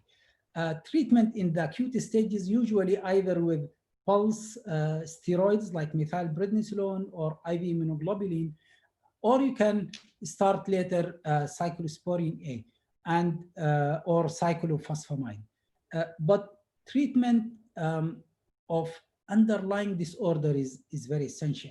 So if you have a patient with hepatitis B and hepatitis C, so you treat hepatitis B and C, but if your patient is hypertensive, then you treat the hypertension. There are no specific recommendations for antihypertensive treatment in polyarthritis nodosa different than those of other rheumatologic disorders. So ACE inhibitors, calcium blockers, and other forms of treatment. And this will be my last slide. Thank you very much for listening. And I think we're around 10 minutes beyond the schedule. And I would like to invite the rest of the panelists so we can have the questions and answers. I'd like to start the first question to Professor Bakris. There is a question here actually about the SGLT2s and heart failure. And the question is, do you think the benefits that we see with SGLT2 in heart failure would change over time? Well, that implies that there's going to be some kind of adaptive phenomena. And no, I don't think they're going to be changing over time, because I think the benefits that have been reported so far, we're trying to understand them, the mechanisms, the potential mechanisms of how this could be working definitely does not relate to glucose, but probably relates to some oxidative metabolic effect in the heart and how energy sources are used. It appears, there's no proof of this, but it appears that SGLT2s actually somehow re-energize the heart and get it functioning more efficiently. And that could be through autophagy, that could be through ketones, although that's kind of been poo-pooed. We don't know. That's the problem. The ways this could benefit the kidney as well as the heart, there's a lot of basic science data, but how to put it all together as a unifying mechanism, we haven't done that yet. So no, I don't think so. Dr. Al-Hadi, you have one question here that says, when do you consider renal biopsy to diagnose the reason for hypertension?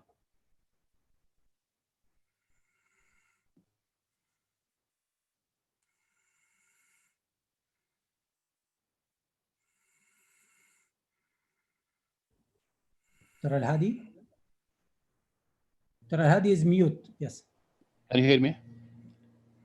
So the question is, Al-Hadi, when do you consider renal biopsy to diagnose hypertension? Hypertension by itself is not an indication for kidney biopsy, but I think if there are other markers for to suggest indication for biopsy, such as an active urine sediment with other proteinuria or hematuria, or then you can consider doing a renal biopsy. By itself, it's not an indication hypertension. Another question for Professor Bakris. Which SGLT2 is safest in CKD? Okay, so let me tell you that all of this stuff that people have heard about amputations and they have fractures, and none of it has been found to be true. In fact, the FDA just this month changed the label. They've excluded amputations. They've gotten rid of acute renal failure. They've gotten rid of a lot of the stuff that had been accused of, fractures, amputations, all that's gone. There's no black box. And so this came up actually at the American Diabetes Association. Is one better than the other? And the truth is they're all equal. Find the one that's the cheapest. They've all got excellent data, and go from there, because there's no clear advantage of one over the other. Thank you very much. Dr. Al-Hadi, we'll take, probably this will be the last question, because I'm getting notification from the organizers that we're beyond the schedule. Al-Hadi, would you take this one? When do you initiate mineralocorticoids for treatment of hypertension, and what is the preferred dose? So as we all know, mineralocorticoid currently are contraindicated if eGFR less than 30 ml per minute.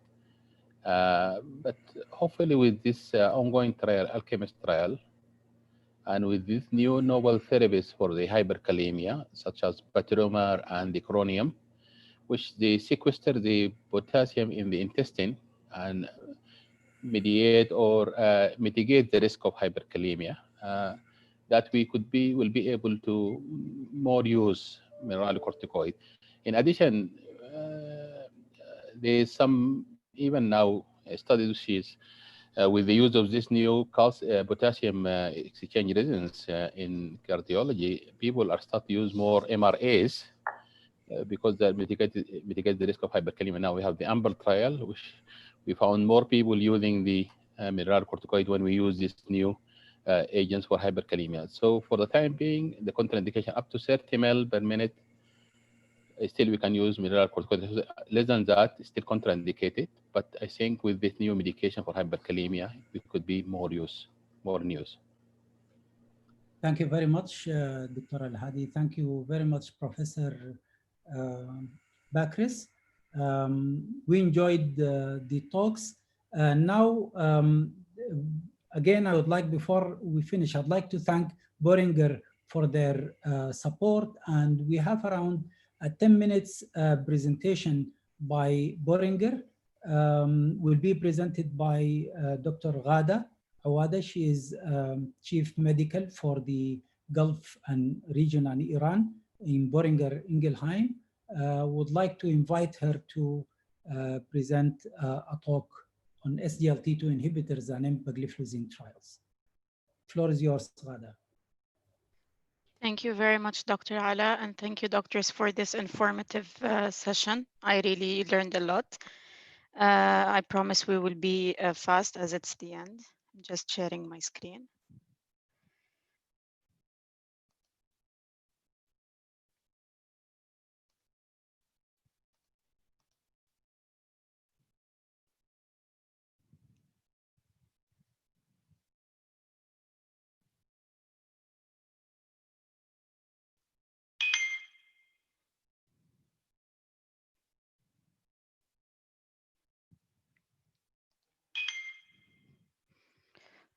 Can you see my screen?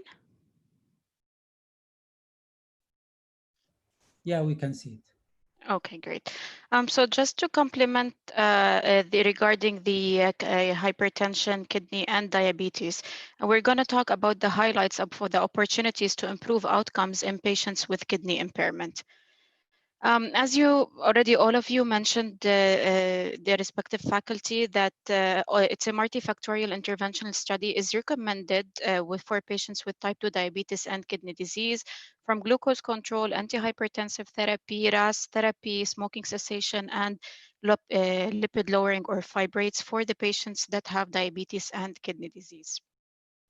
Now, to focus on the glucose control and going to the guidelines, which is the ADA this 2019 and what is further reinforced in the ADA 2020, whether the consensus between the ADA and the EASD that specifically mentioned that among patients with atherosclerotic cardiovascular disease and heart failure coexists or is a special concern, SGLT2s are recommended. And also for patients with diabetes and chronic kidney disease, whether with or without cardiovascular, we should consider the use of SGLT2s to reduce chronic kidney disease progression. And the SGLT2s mentioned were all of the SGLT2s from EMPA, CANA, and dapagliflozin that showed reduction in heart failure and reduction also in chronic kidney disease progression in the respective cardiovascular outcome trials. Mentioning also the ERA and the EDITA 2019 consensus report regarding specifically the chronic kidney disease, which is the renal or the nephro guidelines, if you want to say, they also recommended the use of SGLT2 inhibitors with evidence for cardio and nephroprotection. And if a patient is not on SGLT2 and he is not on target with the A1C, additional agents are recommended. They said to specifically consider switching one of the additional agents to an SGLT2 inhibitor with the evidence of cardio and nephroprotection. And here, as we know, all that the SGLT2s is the era now where they have the cardiovascular protection and also they have the renal protection for the patients. Now, what's the evidence from the cardiovascular trials that pushed the guidelines to put the data of the SGLT2s in the guidelines specifically? As you mentioned already, Doctor, they mentioned the Canvas and the CREDENCE trial also, and the DECLARE or the DAPA-CKD that's coming on.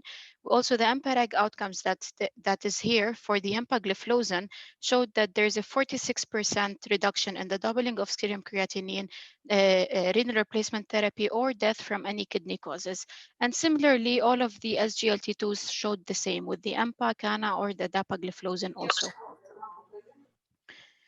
Specifically to talk about the EMPA-REG outcome, the reduction in the risk of incident or worsening of the nephropathy was a 39% relative risk reduction, significantly, and this was consistent regardless of the age, the eGFR, background medication, blood pressure, and the heart failure status also.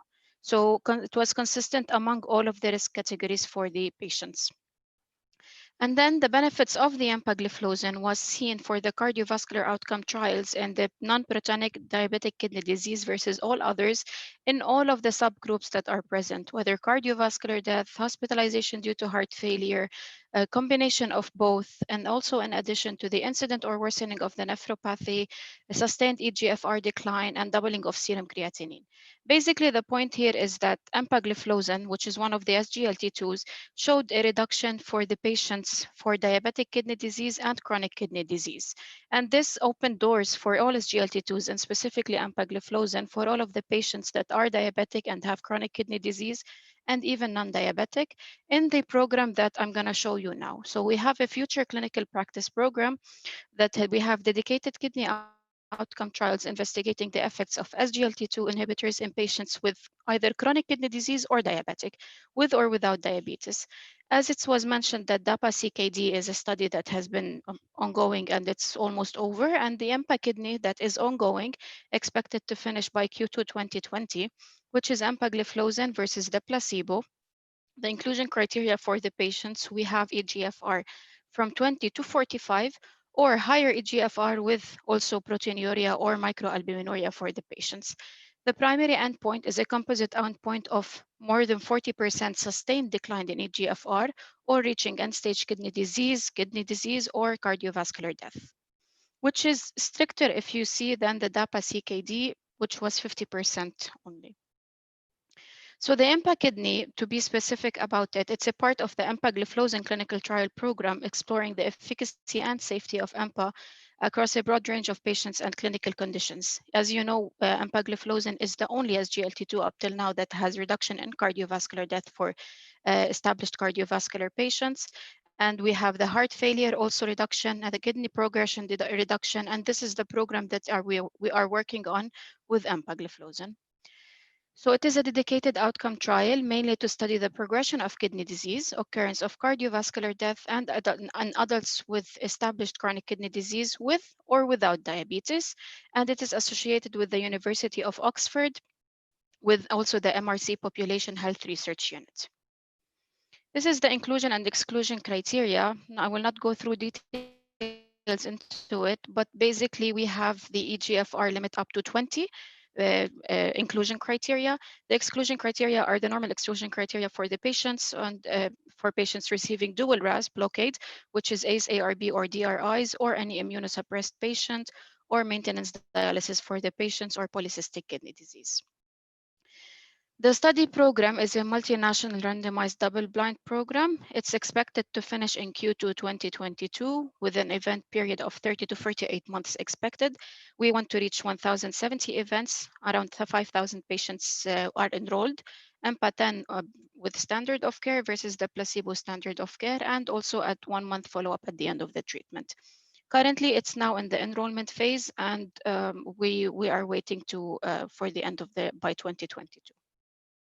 The primary outcome is cardiovascular death and a composite of kidney disease progression, which is further classified into clinical outcomes and EGFR-based outcomes. So the clinical outcomes are end-stage kidney disease, with initiation of chronic dialysis or kidney transplant, renal death, and the EGFR, which is sustained less than 40% decrease or sustained EGFR less than 10 milliliter per minute. The kidney population that's included in the EMPA kidney, and here I want to stress on this point because as we said, there are 3 trials for the chronic kidney disease. The CREDENCE specifically populated the A3 for the albuminuria stage and stages 2 to 4 on recording the heat map. The DAPA CKD enrolled more than to A2 and going to stage 4. And the EMPA kidney will enroll a broader population of patients, all albuminuria stages, and EGFR from stage 2 reaching to stage 4 up to 20 milliliter per minute.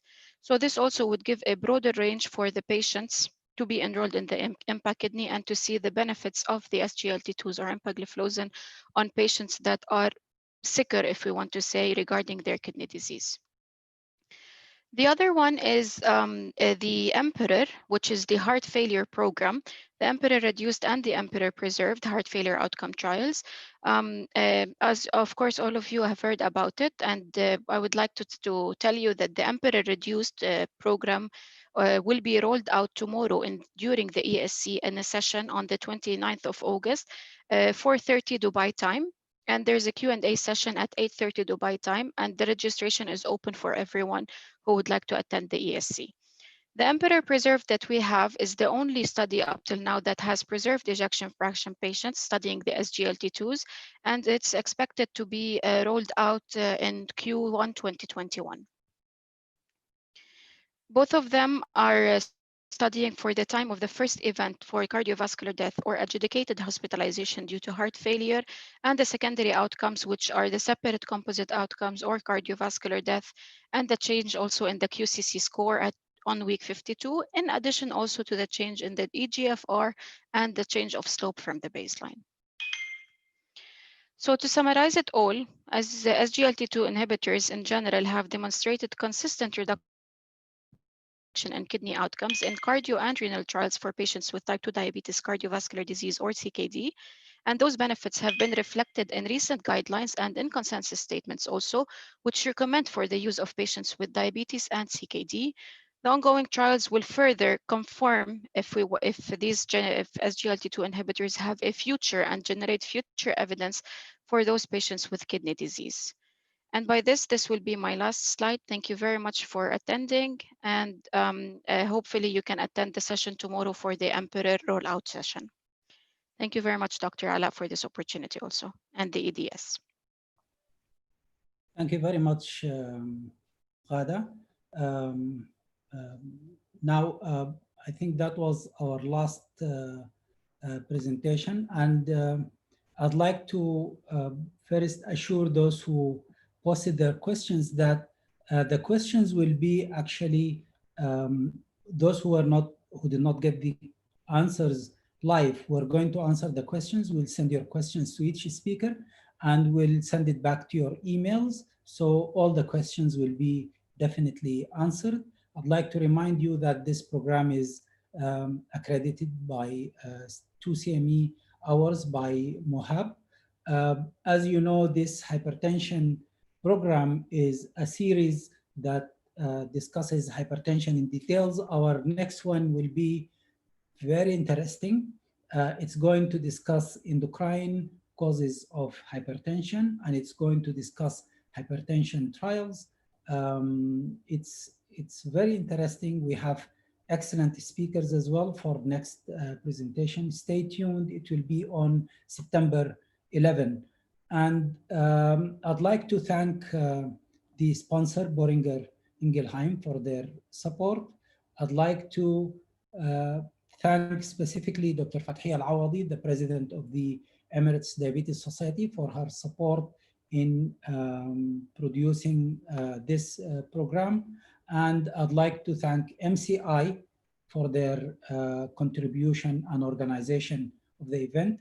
And most importantly, I would like to thank our speakers for their wonderful talks and the insights that we got from their presentations today. We look forward to see them soon in other webinars. I'm aware that Professor Bakris has another presentation with us, maybe end of September or in October. However, we look forward to see all the rest of the speakers. Thank you for the attendees for saving some of your time to be with us today. Thank you, everyone, and good night. Enjoy your weekend. Thank you very much.